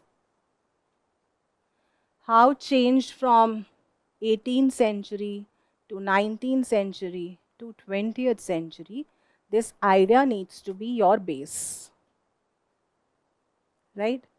So when you understand the base and how nature changed, you will understand the common enemy of peasants or tribals in these 3 phases has also changed. So in 20th century, they realized Britishers as their common enemy, and they waged struggle by merging with the Indian National Congress and the movement to oust the Britishers. Right? Its seeds were sown from Champaran in 20th century for the first time in that phase. ठीक है? यहाँ पर कैसे होते थे?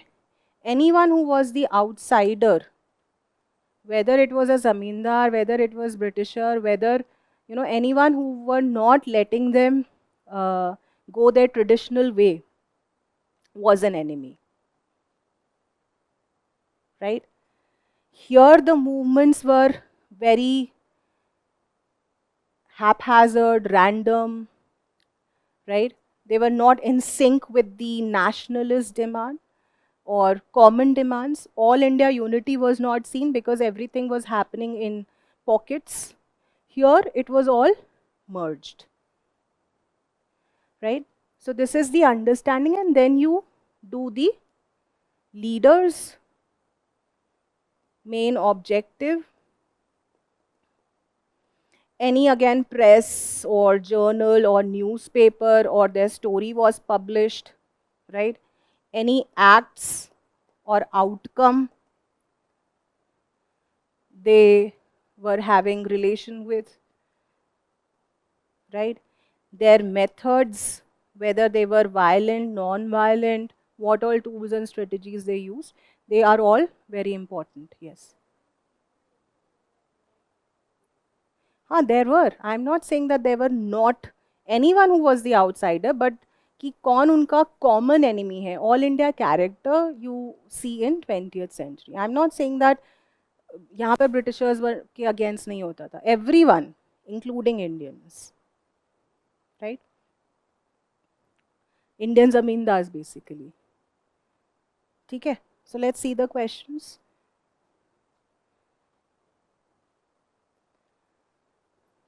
Who among the following were associated with the introduction of Rayatwari settlement? Have you done this? Okay.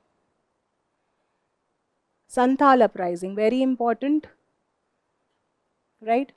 So what is the question? Question is not on the reasons behind Santhal rebellion or who all were associated. The question is asking you the after effect or outcome of Santhal uprising. What all measures did the Britishers take to,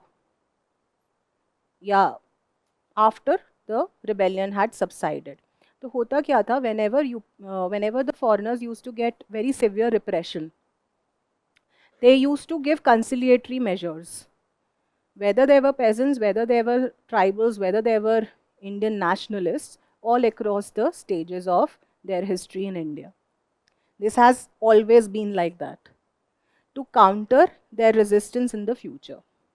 So Santhal uprising उनके लिए एक shock था, because it was very heavy on them, right? They understood कि हाँ, if such movements will increase, they will have difficulty. तो उन्होंने क्या किया था, to subdue the Santals, the territories were created and they were called as Santhal Parganas for them, right? Any land in these Parganas cannot be transferred to the non-Santhal.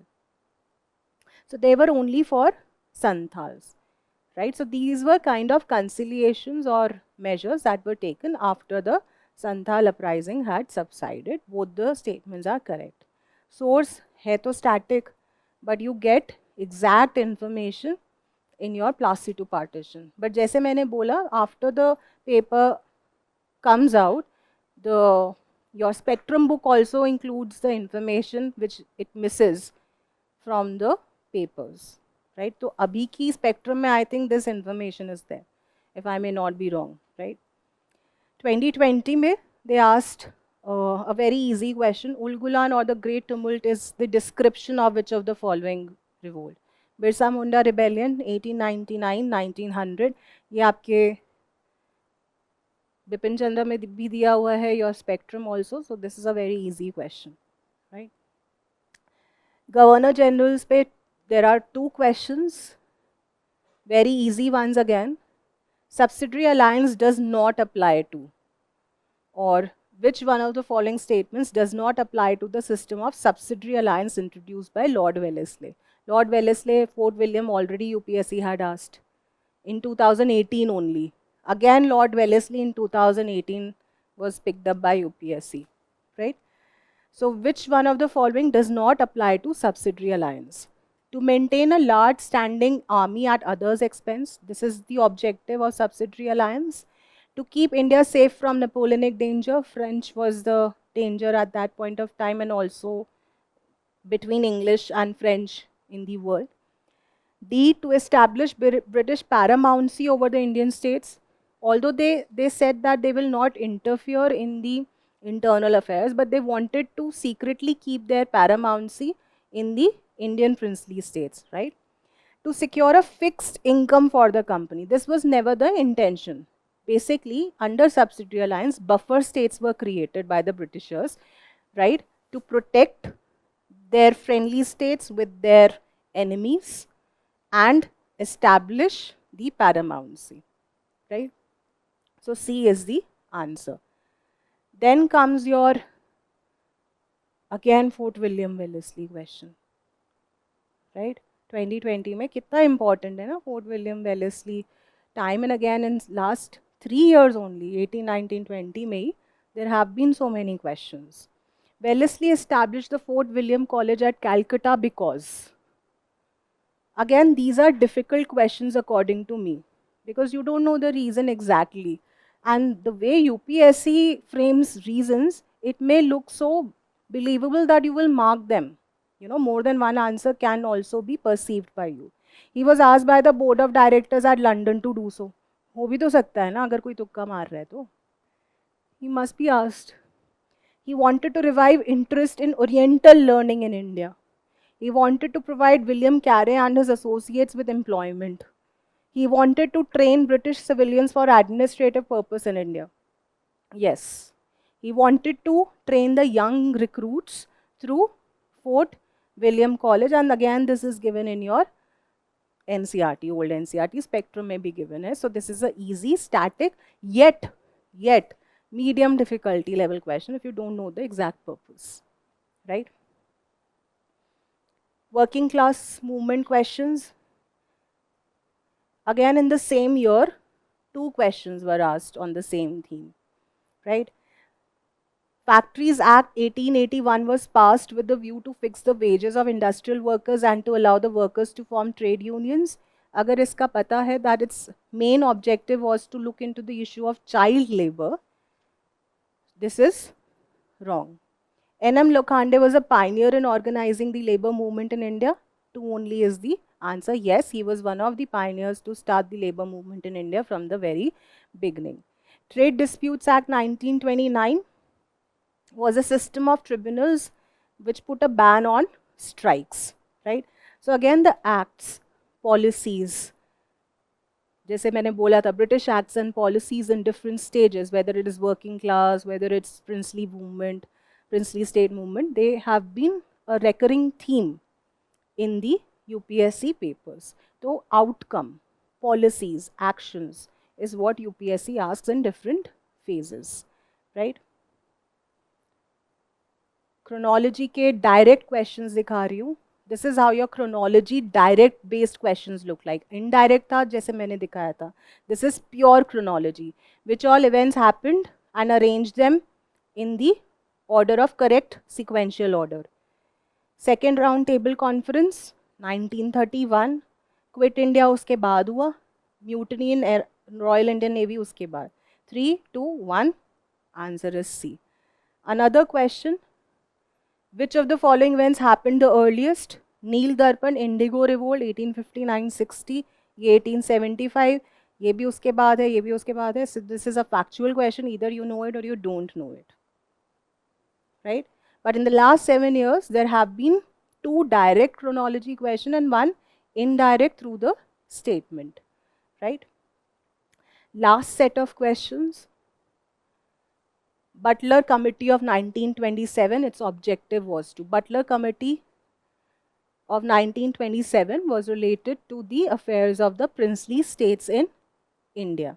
So there are 4 policies which have been taken over by the Britishers with respect to princely states in India.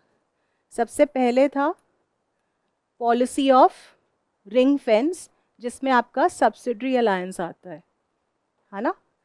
उसके बाद आया policy of subordinate isolation.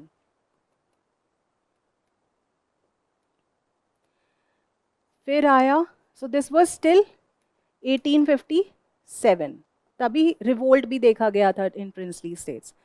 फिर आया policy of subordinate union.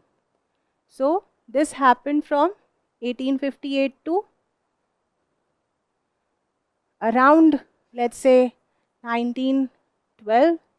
और फिर आया policy of equal federation 1919 लगा लो, ये 1919 to 1947.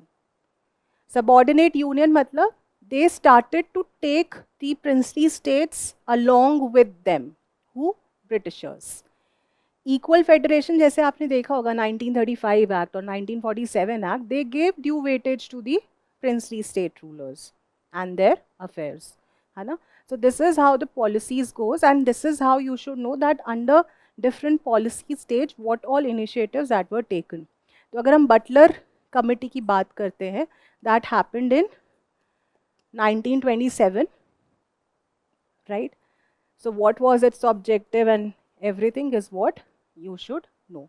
Through these stages, you understand the history of princely states with the Britishers and princely states engagement with the Indian National Congress. यही 2 questions आएंगे. Britishers का interaction with princely states and Britishers interaction with Indian National Congress. And that's how you divide the facts under them, right? Factual question है, again personality based. Radhakant Dev, first president of British Indian Association. Ghazaloo Lakshmi Narasu Chetty, founder of Madras Mahajan Sabha. This is wrong, he was the founder of, one of the founders of Madras Native Association. So Rendranath Banerjee, founder of Indian Association, this is correct. So this is pre-Congress associations. So Congress was founded in 1885. Before 1885, there were certain political organizations in different pockets of the country, and their founders and their ideology is also equally important, right? Then comes your question with having link with how you need to read your newspaper again. This is very important. You should have your eyes and mind here. अब ये question क्या है? 1948. A question should come into your mind. Now, post-Indian independence is also part of prelims. Obviously, this question should bother you. World history भी देख लिया, post-independence भी करना पड़ेगा. The answer is, I'm not telling you to prepare this for prelims. I'm telling you to keep a track on the news, right? So this question came in 2018, and there were news coming up with respect to various labor unions which were not happy with the changes being done in the Industrial Disputes Act. And newspapers were again carrying certain names of the labor unions. One was Hind Mazdoor Sabha. So, agar just after independence some organization has been made and is in news, तो UPSC paper setter ने पूछ लिया कि do you know that who were the founders who were associated with Hind Mazdoor Sabha? The answer is Ashok Mehta, T.S. Ramanujam and G.G. Mehta. But having said that, it's difficult. My idea or the Vision IAS idea is to give you understanding how things are to be done. Guidance तो देनी है कि कैसे आ रहा है, right? So, post-independence, world history, yes, but link it with newspaper as far as possible, right? Then comes your this kind of question, which are very random but found in your NCRTs. अब ये है तो वैसे otherwise ancient Indian history का, but these are all archaeologists or their excavations have been done during the British Indian time period. इसीलिए I have classified it in your modern Indian history. So these names of Alexander Rear, Longhurst, Robert Sewell, James Burgess and Walter Elliot, they are basically the archaeologists. So these names are given in your, one of the names or some of the names are given in your new NCRT of ancient India, right? So Walter Elliot, the commissioner of Guntur, visited Amravati and collected several sculpture panels and took them away to Madras. I'm not expecting you to know every archaeological excavator or archaeologists.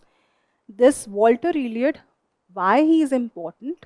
Because the marbles which he discovered there or excavated there came to be known by his name, Elliot marbles, right? Which is given in your NCRT. So, agar koi excavation has been named by the excavator or archaeologist himself, that means he is important. So, agar itna bhi pata hota ki Walter Elliot hai and the name is also mentioned, someone would have arrived at the answer, right?